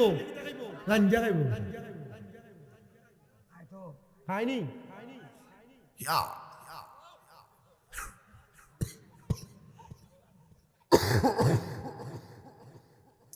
আমি যেখানে ছিলাম সেখানে ছিলাম, শুধু শুধু মোল্লার একটু দোষারোপ করে লাভ নাই। মোল্লা মানুষ, সব মূল্য মোল্লা নাই, তার লেবাসুর মোল্লা, ইদা মোল্লা লেবাসুর মোল্লা, আস্তা মূল্য হইলেও মোল্লার জাতর মূল্য হইল। মোল্লা ও কাম করতো না যে খামো এটা আওয়াম যারা এরা করে, আওয়ামও সিগারেট খায়, মূল্যও সিগারেট খায়, খামনি পাতে না, খামনি সব মোল্লা দিকে পাগল হইল সব ঠিক। এক মহিলার সুন্দরী এক নাতিন, খুব সুন্দর, আপনার কি কষ্ট হবে? যে বাড়িতে সুন্দর ফুরি থাকে এ বাড়ির আসে দারু দিয়া দেখবা বেশি ইয়াংস্টার যারা আছে না তারা বেশি বুড়ি, ঠিক নেই? অহন বেটির নাতিরি বিয়ে করার জন্য এলাকার সব যুবক পাগল। এক যুবক একটু চালাক, দাদির কাছে গেছে, দাদি গো তুমি যত কাম করো আমার কাছে খুব কষ্ট লাগে, তুমি যদি আমারে রাখি দাও তোমার কামের লাগি তাহলে আমি তোমার কাম করতাম। বেটি আমার কাছে পয়সা নাই বেটা, আমি তোর বেতন দিব কোনটু নে, আমি রাখতাম পারতাম না, তুমি আমারে বেতন দেওয়া লাগতো না, দোয়া দিলাই। বেটি কইছি ঠিক আছে দোয়া তো দিমু, তখন যে তুই আমার কাম করবি আমার যদি তোরে লাগে আমি তোর কিতা করে রাখতাম। তোর নাম কিতা কর? আমার নাম তো কিতা কইতাম, আমার খুব শরম লাগে, আমার নাম হইল নাতিন জামাই। নাম কিতা? মাতে না। বেটিরও ফানি লাগলো, কো নাতিন জামাই কই গো আমার ফানি দিলাম। বেটি খানি লাগলো, ডাক দাও নাতিন জামাই কই গো আমার খানি দিলাম। যেটা লাগে শুধু নাতিন জামাই হয়ে রাখে। এখন তে 2 সপ্তাহ বেটির খেদমত করতে করতে নাতিন দিয়ে বড়াই গেছে। আপনার সিলেটের আছে ফটানি কিতা কই? ফটানি ওই ফটাইছে বেটি, এখন হাতে ধরে ডাক দেবে দাদি গো তোমার নাতিন আমি যে বালা পাই তাই আমার লোক বিয়া দিলাম। ইয়া আল্লাহ তুই আমার খেদমতের নাম দিয়ে আমার নাতিরে ফটাইছ না, তোর কাছে তো বিয়া দেওয়া যেত না, তাই সুন্দর আছে তোর বালা দেখা বিয়া দেওয়া যা তুই এখন না গো, তাই তো আমার বালা ফা, তাই আমার বালা ফা ফাসনি না, তবু আমি দিতাম না, তুই রাখতে রে যা তুই এখন, তুই অহন তে নাতিন হাতে ধরে দেয় গিয়া বাড়ি। বেটি ডাকে ও এলাকার মানুষ, নাতিন জামাই আমার নাতিন ডলে বাকছে। এলাকার মানুষ ডাক দিয়ে কয় নাতিন জামাই নাতিন ডলে বাকতো না, বুড়ি তোরে লইলে বাকতো। বহুত মোল্লা সাহেব আছে তোমার এলাকা, এটা লেবাসুল মোল্লা, পাঞ্জাবি ঠিক, দাড়ি ঠিক, পাগড়ি ঠিক, টুপি ঠিক, সিগারেট খাও বিড়ি খায় মোল্লা। এটা আসলে মোল্লা না, নাতিন জামাইয়ের মতো ইমান সুর, তোমার ইমান লইয়া বাকবি বুঝছেন নি?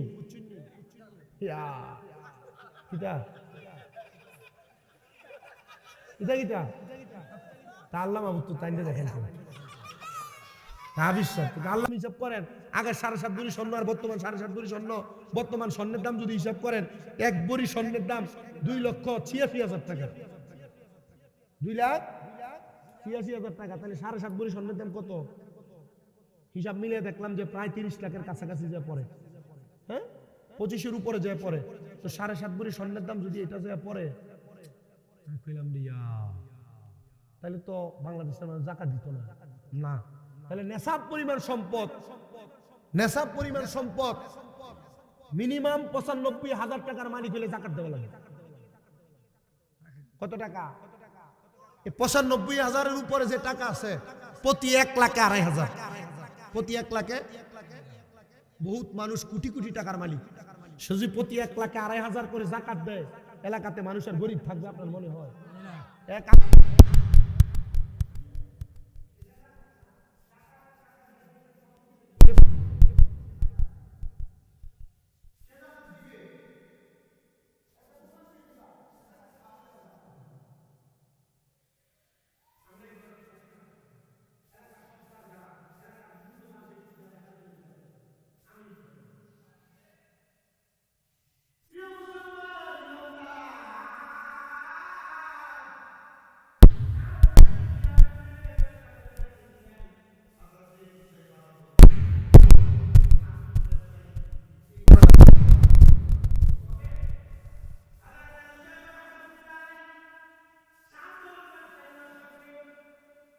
টাইমে দুর্বৃত্তরা আসছে মালগুলা ডাকাইতি করার জন্য, লুটতরাজ করার জন্য।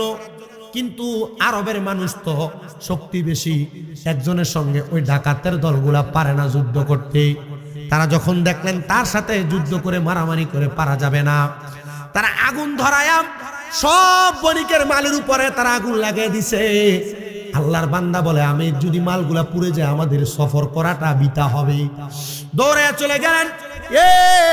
শাম দেশের মানুষ ইয়ামেনে গিয়েছিল ব্যবসা করার জন্য, তোমাদের মালের মধ্যে ডাকাত সর্দারের দলের আগুন লাগিয়ে দিছে, চলো চলো তোমাদের মালগুলা হেফাজত করা লাগবে।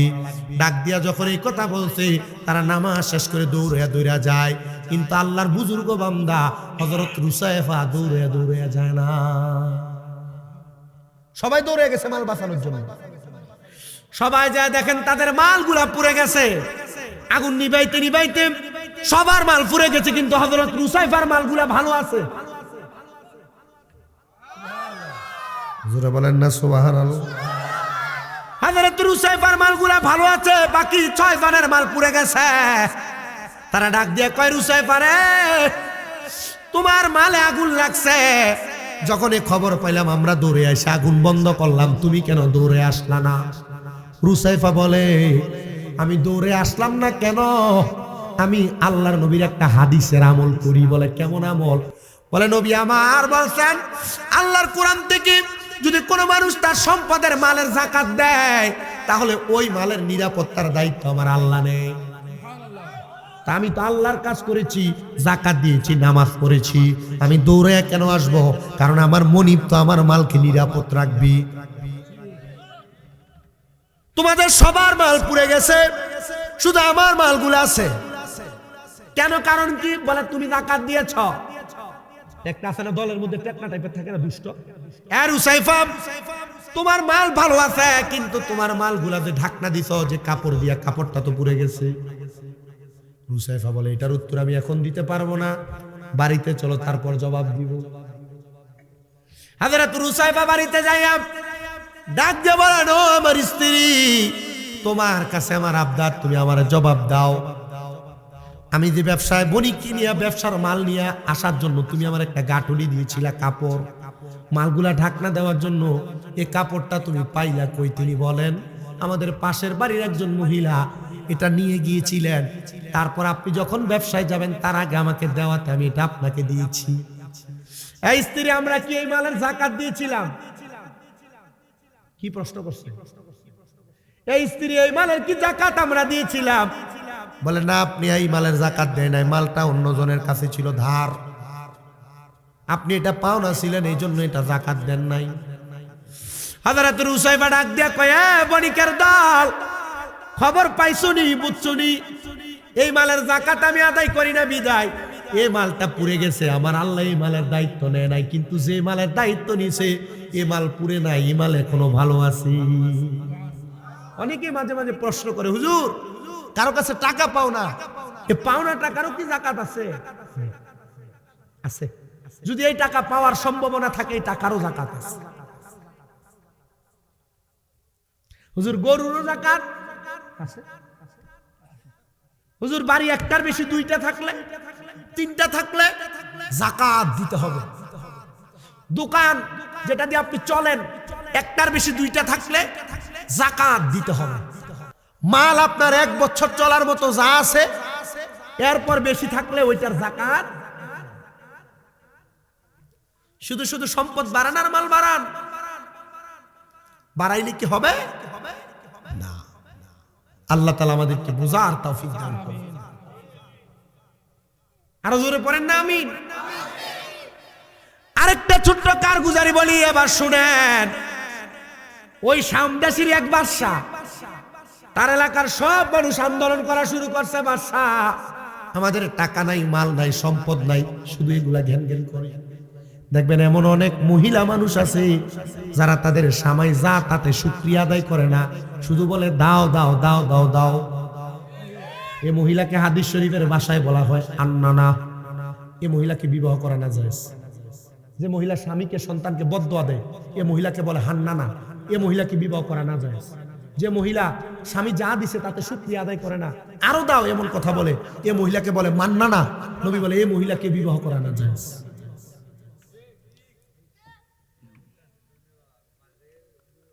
যে মহিলা ব্যাপারটা চলে এ মহিলাকে বলে হাদ্দাকা। এ মহিলাকে বিবাহ করা না যায়। যে মহিলা স্বামীর মা বাবাকে নিজের মা বাবা মনে না কইরা অবহেলা করে এ মহিলাকে বলে গাররাকা। এ মহিলাকে বিবাহ করা না যায়। যে মহিলা সন্তান প্রসব করার ক্ষমতা নাই, মোবাইল তো গেছে,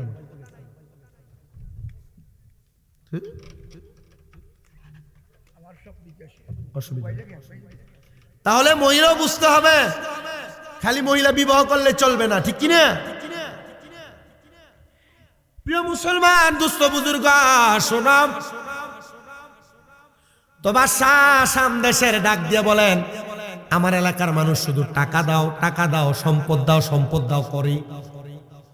আমি একদিন পুরো এলাকার মানুষকে ডাকলাম, এই এলাকার মানুষ তোমরা সম্পদ চাও? বলে চাই। বলে 2 দিন সময় দাও, যদি চাও তোমাদেরকে সম্পদ দিতে পারবো। সবাই রাজি হইলেন, ঠিক আছে। এবার সব মানুষ যখন একত্রিত হয়ে গেছে, বাদশা ডাক দিলেন তার সেনাপতিকে এবং একজন প্রজাকে ডাক দিয়ে বললেন এই সেনাপতি তোমারে 5 টাকা দিলাম, 5 দিরহাম। এই সেনাপতি তোমারে 500 দিরহাম দিলাম, আর এই আমার প্রজা তোমারে আমি মাত্র 5 দিরহাম দিলাম। যাও তোমরা এটা খরচ করো, আগামীকাল এটার হিসাব তোমরা আমাকে দেওয়া লাগবে। সেনাপতিকে দিছে 500 টাকা, প্রজাকে দিছেন 5 টাকা। প্রজা বলে 5 টাকা দিয়ে কিছুই তো পাবো না, রাইখা দেই। ফকির ভিক্ষা চাইছে, প্রজা এটা দিয়ে দিছে। আর সেনাপতি 500 টাকা পাইয়া মোরগ, পোলাও, গরু, খাসি, মুরগি সব খায়। পরের দিন বিকাল বেলা আসরের নামাজের সময় পুরো এলাকার মানুষ হাজির হয়ে গেছে। সেনাপতি এবং প্রজা একসাথে দাঁড়িয়ে আছে। বাদশা ডাক দিয়া বলেন তোমরা বড় একটা আগুনের কুণ্ডলি জ্বালাও, চুলা জ্বালাও। চুলা জ্বালায়া এটার উপরে বড় একটা তাওয়া ফালাইয়া দিলেন। তাওয়া এমন উত্তপ্ত করা হয়েছে, তাওয়ার উপর কিছু রাখলে সাথে সাথে সাথে সাথে গরম হয়ে যাবে।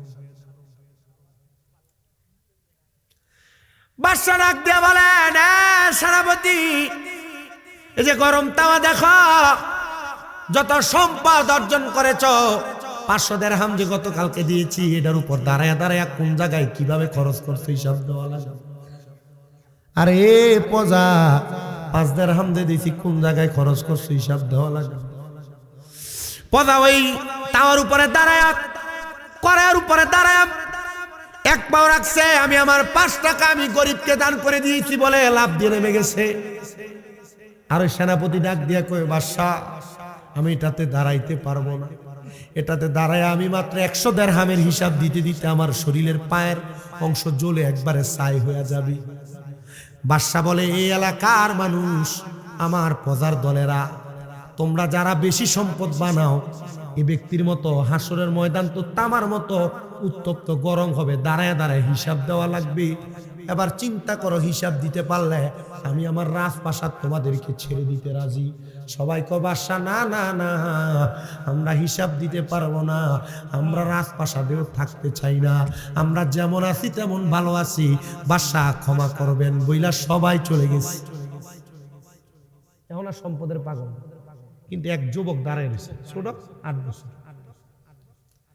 ডাক দিয়ে বলে বাদশা গো, পদাদের কেনা যেমন তেমন বুঝ দিয়া পাঠিয়ে দিলেন, বাদশা আপনার যে এত সম্পদ, আপনি বলেন এই সম্পদ দিয়ে আপনি কি করবেন, এই সম্পদের হিসাব আপনি কেমনে দিবেন? আরে বাদশা কই বালাফুন্ডারাতে ধরা হয়েছে, আপনি পদার এতক্ষণ বুঝাইলেন এত টাকার মালিক হইলে হিসাব দেওয়া লাগবে, তা আপনার যে এত বড় রাজপ্রাসাদ এত সম্পদ আপনি কি করবেন? ছোট মানুষ, মারহাবা কর, আরো জোরে কর। বাদশা ডাক দিয়া কয় এই বাচ্চা থেকে যদি বাঁচতে চাই, এই একটা সম্পদ আমার কাছে রাখা যাবে না। বাদশা ডাক দিয়া কয় এ বাচ্চা, যাও যাও, এ সম্পদ আমি তোমার দান করে দিলাম, হাদিয়া দিয়ে দিলাম। বাচ্চা কয় আপনি আপনার বলা আমার কান্দে তুলে দিতেছেন, আমার যদি আপনি এগুলা দিয়ে দেন তো আমি তো আল্লাহর কাছে জবাব দেওয়া লাগবে ময়দানে মাশরে গরম তাওয়ার মধ্যে দাঁড়ায়া, আমি কেমনি হিসাব দিব? বাদশা কয় বাবা তুমি যেহেতু এটা জানো, তাহলে আমি আমার এই সম্পদ কি করব তুমি সেটাও জানো। ডাক দিয়ে বলে বাদশা গো, আমি আল্লাহর নবীর একটা হাদিস পড়ছি। বলে কি হাদিস পড়ছ? বলে আমি পড়ছি নবীর এক সাহাবী আমার নবীর কাছে কাঁদতে কাঁদতে আইসা বলে ইয়া রাসূলুল্লাহ আমার মা মরে গেছে, নবীজি আমি আমার মার জন্য কোনো কিছু করতে পারি নাই, অনেক সম্পদ আমার মা বাবা আমার দিয়া গেছে, আমি কি করব? আমার নবী জবাব দিতে সাহাবী তুমি তোমার সম্পদ থেকে তোমার মায়ের জন্য আল্লাহর হস্তে সদকা করো। সাহাবী বলে ইয়া রাসূলুল্লাহ আপনি সাক্ষী থাকেন, আমার একটা খেজুরের বাগান আছে মিকুয়াদা, এই বাগানটা আমি আমার মায়ের জন্য আল্লাহর হস্তে সদকা করে দিলাম। আমার নবী বলে তুমিও সাক্ষী থাকো, এই বাগান থেকে যত মানুষ খেজুর খাবে আল্লাহ তোমার মার কবরের আযাব মাফ করে দিবে। পরের দিন সকালবেলা হযরত সাদ ইবনে উবাদা নবীর কাছে দৌড়ে আসছে, ইয়া রাসূলুল্লাহ আমি স্বপ্ন দেখেছি আমার মা জান্নাতের খানা খাইতেছে। নবী কয় গতকালকে সন্ধ্যাবেলা তোমার খেজুরের বাগান থেকে ক্ষুধার্ত ছোট ছোট 2টা পাখি পাকা খেজুর খেয়েছে বিদায় আল্লাহ তোমার মায়ের কবরে জান্নাতি খানা দিয়েছে। বাদশা ডাক দিয়া কয় 8 বছরের বালক, আমি তো আজকে 3 দিন পর্যন্ত স্বপ্ন দেখে আমার মা আমার কাছে খানা চাই, আমার বাবা কাঁদতেছে সমুদ্রে ডুবে যাইতেছে, আমার স্বপ্নটার কোনো ব্যাখ্যা কি তোমার কাছে আসেনি? বাচ্চা ডাক দিয়া কয় সম্পদগুলা ফি সাবিলিল্লাহ করে দেন, আল্লাহর জন্য ওয়াকফ করে দেন। আমি দেখছি যে মরহুম মোহাম্মদ ইসহাক মিয়া হাফিজিয়া মাদ্রাসা নাম দিয়ে একটা সাইনবোর্ড বানিয়ে রাখছে আমার ভাই, ভালো কাম না খারাপ কাম। হযরত সাদ ইবনে উবাদার মারে যদি আল্লাহ খেজুরের বাগান দান করার কারণে মাফ করতে পারে, উনি যত লাখ টাকা খরচ করে মাহফিল করে মাদ্রাসা করার জন্য নিয়ত করছে, আল্লাহ চাইলে ওনার বাবারে মাফ করতে পারে না? পারে? আপনারা যে কষ্ট করে ওয়াজ শুনতে আসছেন আপনাদের মা বাবাকে মাফ করতে পারে না? ওয়াজ আর কি শুনবেন? ছোট বাচ্চা ডাক দিয়ে বলেন দেন ফি সাবিলিল্লাহ, দিয়ে দিছে সব সম্পদ। ওই জায়গাটারে সামদেশের বড় দারুল আরকাম বানাইছে মাদ্রাসা। বাসার বাড়ি এখন কি জোরে বলেন না, বাসার বাড়ি এখন কি? আমার এক ওস্তাদ সেখানে ঘুরে এসে আমার বলছে আরে কি বিশাল বাসা, বাড়ি ছেড়ে দিছে মাদ্রাসার জন্য। পরের দিন সকালবেলা বাসার নিজের রাজপ্রাসাদে ঘুমায় না, যে মসজিদ, মসজিদের পাশেই সারবাখানার মধ্যে ঘুমায়। বাদশা কানতে কানতে পরের দিন সকালবেলা ছোট বাচ্চারে খোঁজে, কইরে 8 বছরের বাচ্চা কই? বলে 8 বছরের বাচ্চা তো সামদেশে না বাড়ি ইয়ামেনে আসছিল আপনারা দেখার জন্য। ইয়ামেনে যে ডাক দিয়ে কয়ে বাচ্চা রে আমি দেখছি রে তোমার এই কথা শুই না রাজপ্রাসাদরা ফিসাবিল্লাহ করে দেওয়ার কারণে গতকালকে রাত্রবেলা আমার মা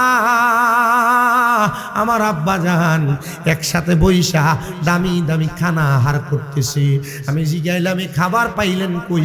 আমার মা বাবা আমার জবাব দিছে, তোমার মতো সন্তান আমরা মা বাবার জন্য সদকা করার কারণ আল্লাহ তাআলা আমরা মা বাবারে মাফ করে দিছে। আমি জানি না এই বড় পেশির জান্নাতের বাগান মাহফিলে কোন সন্তান বসছে তাদের মা নাই, কোন সন্তান বসছে তাদের বাবা নাই, তাদের মা বাপ হারায় আজকের মাহফিলে বসছে কিন্তু তারা কেমন আছে কবরে জানে না। সন্তান একটু পরে আখিরি মুনাজাত হবে, রব্বির হামহুমা কামা রব্বায়ানি সগীরা বলে মা বাবার জন্য দোয়া করবা। আল্লাহর নবী কয় কোন সন্তানে দোয়া করলে তার চোখের মনি কোঠার মধ্যে একটা মাছির মাথা পরিমাণ পানি ছেড়ে দিয়ে কান্না করলে ওই পানি মাটিতে পড়ার আগে আমার আল্লাহ তার মা বাবার জীবনের গুনাহ মাফ করে দেয়। হ্যাঁ সন্তান দোয়া করবা, দোয়া করবা। আর যাদের মা বাবা বেঁচে আছে আপনাদের কাছে আমি করজোড়ে আবদার করি আপনারা ওই মা বাবার পায়ে ধরে ধরে মাপ চাইবেন। আজকের মাহফিল কবুল হবে কি হবে না এটার গ্যারান্টি কেউ দিতে পারবে না, তবে আমি একটা গ্যারান্টি দিয়ে গেলাম, যদি আগামীকালকে শোনো এলাকার কোনো মুরব্বী চা দোকানে বৈশা বলে হ্যাঁ স্বামী রাজার ওয়াজ শুই না আমার সন্তান আমার পায়ে ধরে মাপ চাইছে, মনে করবা মাহফিল আল্লাহর কাছে কবুল হয়ে গেছে। বলে হুজুর কেন? মা বাবার পায়ে ধরলে কি দাম কমবে না, ইজ্জত কমবে না, সম্মান কমবে না?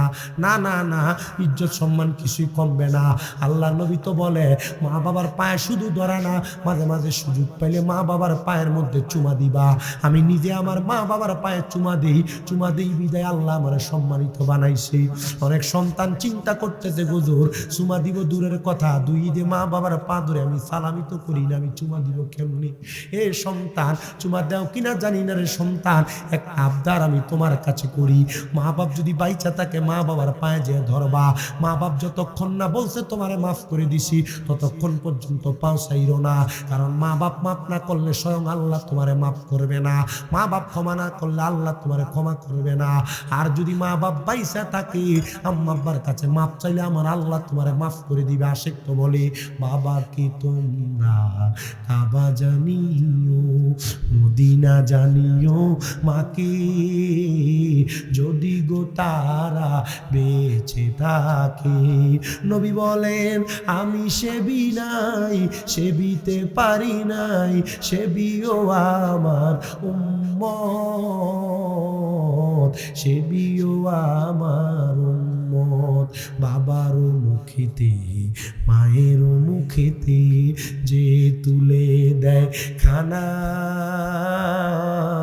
রাজি থাকে রাব্বানা। নবী বলে আমি করি নাই, করিতে পারি নাই, করিও আমার উম্মত, করিও আমার উম্মত। অনেক সন্তানেরা চিন্তা করে হুজুর যাদের বাড়িতে বাবা আছে তারা বাড়িতে যে বাবার পায়ে ধরে মাপ চাইবো, আমার তো আব্বা নাই, আমি কার পায়ে ধরে মাপ চাইবো? সন্তান রে বড় কষ্ট করে তোমার আব্বা রোদে পুয়া মেঘে বিদা বন্ধের মধ্যে খাম কাজ করে তোমার মানুষ করছে, আজকে ওই বাবা খবরে মাপ চাওয়ার কোনো সুযোগ নাই। অনেকে চিন্তা করে হুজুর যাদের বাড়িতে মা আছে তারা মার পায়ে ধরে মাপ চাইবো, আমার তো মা নাই, আমি কার পায়ে ধরে মাপ চাইবো? সন্তান চিন্তা করবা না, মা যদি কবরে থাকে আল্লাহ তাআলার দরবারে শুধু দোয়া করবা, আল্লাহ তাআলা তোমার দোয়ার বরকতে তোমার মারে মাফ করে দিবে, বাবারে মাফ করে দিবে। আল্লাহ যেন আজকের ওয়াজে যা শুনেছি তাতে আমল করার তৌফিক দেয়। আর যাদের মা বাবা কবরে আম্মা আব্বারে মাফ করে দেয়, মাহফিলের উসিলা এলাকার পুরবাসীরে মাফ করে দেয়, কবরস্থানবাসীরে মাফ করে দেয়, এলাকার মানুষ যারা বেঁচে আছে হায়াতে বরকত দেয়, প্রবাসীদের কামাই রুজিতে বরকত দেয়, যাদের কাজ কাম নাই কাজ কামের ব্যবস্থা করে। আল্লাহ তাআলা প্রত্যেকের দোয়া কবুল করেন, জোরে বলেন আমিন। আল্লাহ আল্লাহ আল্লাহ লা ইলাহা ও আল্লাহ আল্লাহ আল্লাহ ইলাহা। মতের তুফান চলবে যখন নবী গো আমরা দয়া করে দেখাই এলে চেহারায় আনো ওয়ার নবীজি আল্লাহ আল্লাহ জোরে লা ইলাহা মা আমিনা স্বপ্ন দেখে গর্বে তাহার নূর সেই নূরেরই নাম রাখিলেন মুহাম্মদ রাসূল নবীজি আল্লাহ আল্লাহ লা ইলাহা अव्वल आखिर सब कुछ जाने देखे बाईद करीब गायब की खबर देने वाला अल्लाह का हबीब नबी जी अल्लाह अल्लाह इल्ला अल्लाह अल्लाह ला इलाहा হাজারো দুরুদ হাজারো সালাম নবী দরবারে আপনার দয়া করে কবুল করেন সালাতু সালাম আল্লাহ আল্লাহ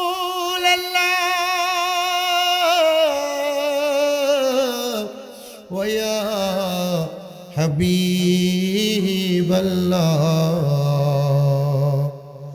آمنات দুলাল কান্দে রে তায়েফের রাস্তার কিনারে মায়া নাই তাদের অন্তরে যারা মারিল পাথর নবী রে নবী সালাম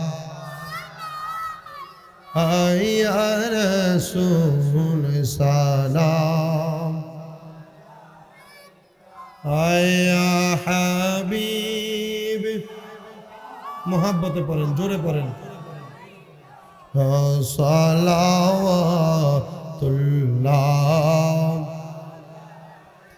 ইয়া শাফিয়াল মুযনিবিন ইয়া রাহাতাল আশিকিন নবীজি গো কঠিন হাসরের ময়দানে ফুলসেরাত কিংবা মিজানে আপনারও দিদার পেলে তখন দোজখ যে জান্নাত হইবে ইয়া নবী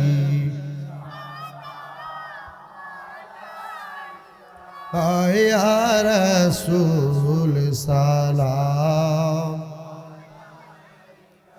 ইয়া হাবিব সালাম সালাওয়াতুল্লাহ বালাগাল উলা বিকাহ পাগল মঙ্গল একবার আর ভাবলি না রে তোর হইব রে মরণ মারহাবা আল্লাহ আল্লাহ আল্লাহ আল্লাহ পাগল মঙ্গল একবার আর ভাবলি না রে তোর হইব রে মরণ মারহাবা আল্লাহ আল্লাহ আল্লাহ মন রে বন্ধু বান্ধব আছে যত জানা যায় দবে শত শত ওয়াদার ঘরে কেউ তো যাবে না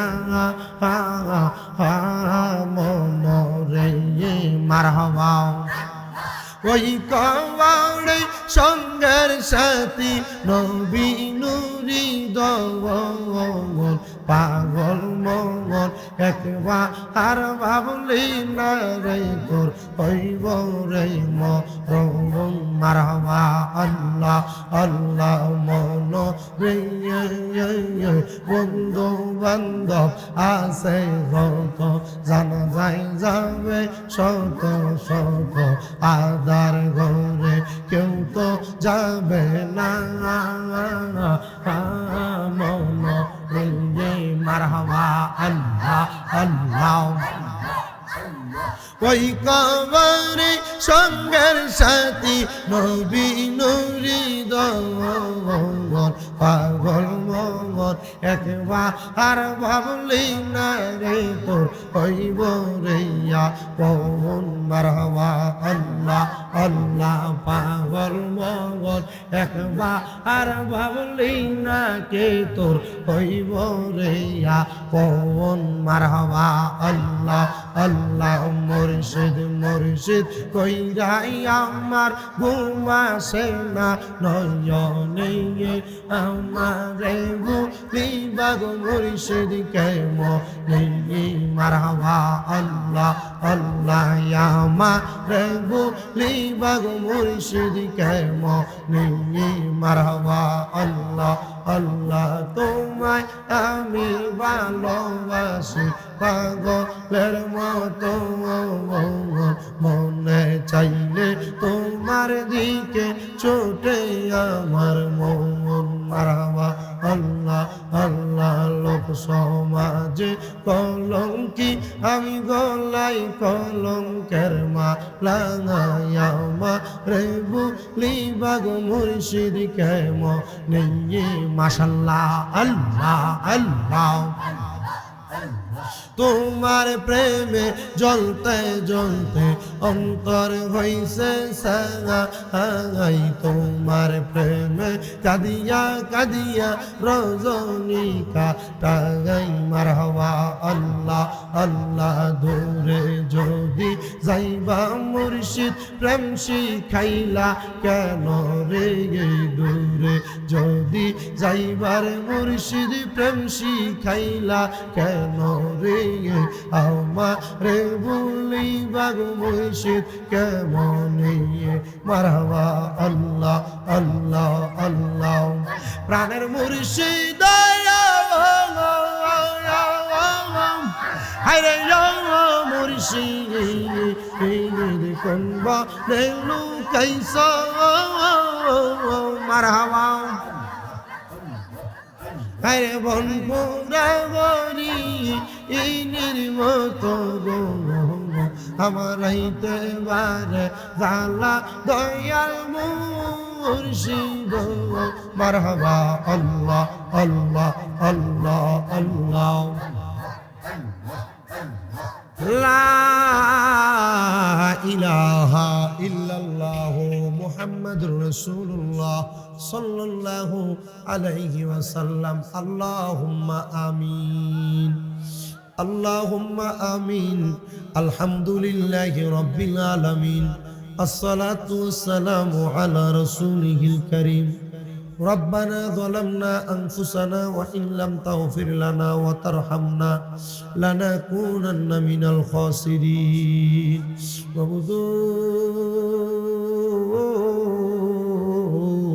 ও দয়াল আল্লাহ আপনি কি আসমানে না জমিনে না পাহাড়ে না দরিয়ায় গত জীবনে আপনার কত তালাশ করলাম সন্ধান পাইলাম না আল্লাহ বহু সন্ধানের পরে এই সুনামগঞ্জ জেলার অন্তর্গত জগন্নাথপুর থানাধীন বড়পেশি পূর্বপাড়া হাজী মাসুক মিয়ার বাড়ির সংলগ্ন মাঠ ময়দানে হাজী মোহাম্মদ মাসুক মিয়া সাহেব ওনার সন্তান সাইম মিয়া আমিন মিয়া নাইম মিয়াদের সার্বিক আয়োজনে মরহুম মোহাম্মদ ইসহাক মিয়ার সাহেবের ইসালে সাহেব উপলক্ষে চতুর্থ বার্ষিক সুন্নি মহাসম্মেলন সাজাইয়া জনাব মোহাম্মদ আলী ফুলকু সাহেব এবং হাজী মোহাম্মদ মাসুক মিয়া সাহেবের সভাপতিক্রমে এলাকার গণ্যমান্য ওলামায়ে কেরাম হাফেজ সাহেব বিশেষ করে সার্বিক সহযোগিতার আমার খেলন মিয়া এবং হাফিজ সাহেব সহ এখানে যেই দাড়ি পাকা মুরব্বীরা হাত বাড়াইছে, আমার যুবকেরা হাত বাড়াইছে, পর্দার অন্তরালের মা বোনেরা হাত বাড়াইছে। আল্লাহ যার হাত তোমার দরবারে মায়া লাগে, পছন্দ হয়, ওই হাতের উসিলাই আমরা প্রত্যেকের জীবনের গুনাহ তুমি আল্লাহ ক্ষমা কইরা দাও। মাবুদ তুমি যদি আমরারে মাফ কইরা দাও, আল্লাহ কারোর কাছে কোনো জবাবদিহিতা করা লাগবে না। যদি রহমত দিয়া ভরপুর কইরা দাও, আল্লাহ তোমার রহমতের কোনো কমতি হবে না। তোমার রহমানুর রাহিম নামের খাতিরে আমরা প্রত্যেকের জীবনের গুনাহ মাফ কইরা আমরারে বেগুনাহ মাসুম বান্দা বানায়া দাও। আল্লাহ আমরা গুনাহগাররা তোমার দরবারে হাত বাড়াইছি। এখানে অনেকে আছে যাদের দুনিয়াতে আব্বা নাই, যেই বাবা রিক্সা চালাইয়া মাটি কাইটা মাথার গাম পায়ে ফালাইয়া পরের বাড়িতে বদনার কাম কইরা সন্তানরে মানুষের মতো মানুষ করার জন্য আব্বার অক্ষরে বাড়ি বানাইছে গো আল্লাহ। এমন আব্বা যাদের কবরে, আব্বার কবর জান্নাতের বাগান বানাইয়া দাও আল্লাহ। বিশেষ করে মোহাম্মদ আলী খলকু মিয়া সাহেব, হাজি মোহাম্মদ মাসুদ মিয়া সাহেব, ওনারা তোনাদের আব্বা মরহুম মোহাম্মদ ইসাক মিয়ার হারায়া, এখানে কত এতিমেরা তাদের বাবারে হারায়া হাত বাড়াইছে। আল্লাহ এতিমদের আব্বার কবরে আর আযাব দিও না আল্লাহ। কে জানি হাত বাড়াইছে, কার জানি দুনিয়াতে মা নাই।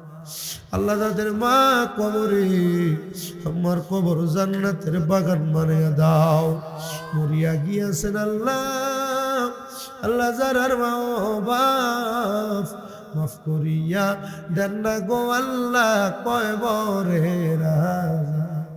আকাশেতে চন্দ্র সূর্য আল্লাহ উঠে বারে বার, কবর দেশে যারার গো মা বাপ ফিরিল না। কত আদর করছেন মা গো, আব্বা দুধ কলা খাওয়াইয়া, এখন কেমনে শুইয়া গো রইছেন কবরে যাইয়া।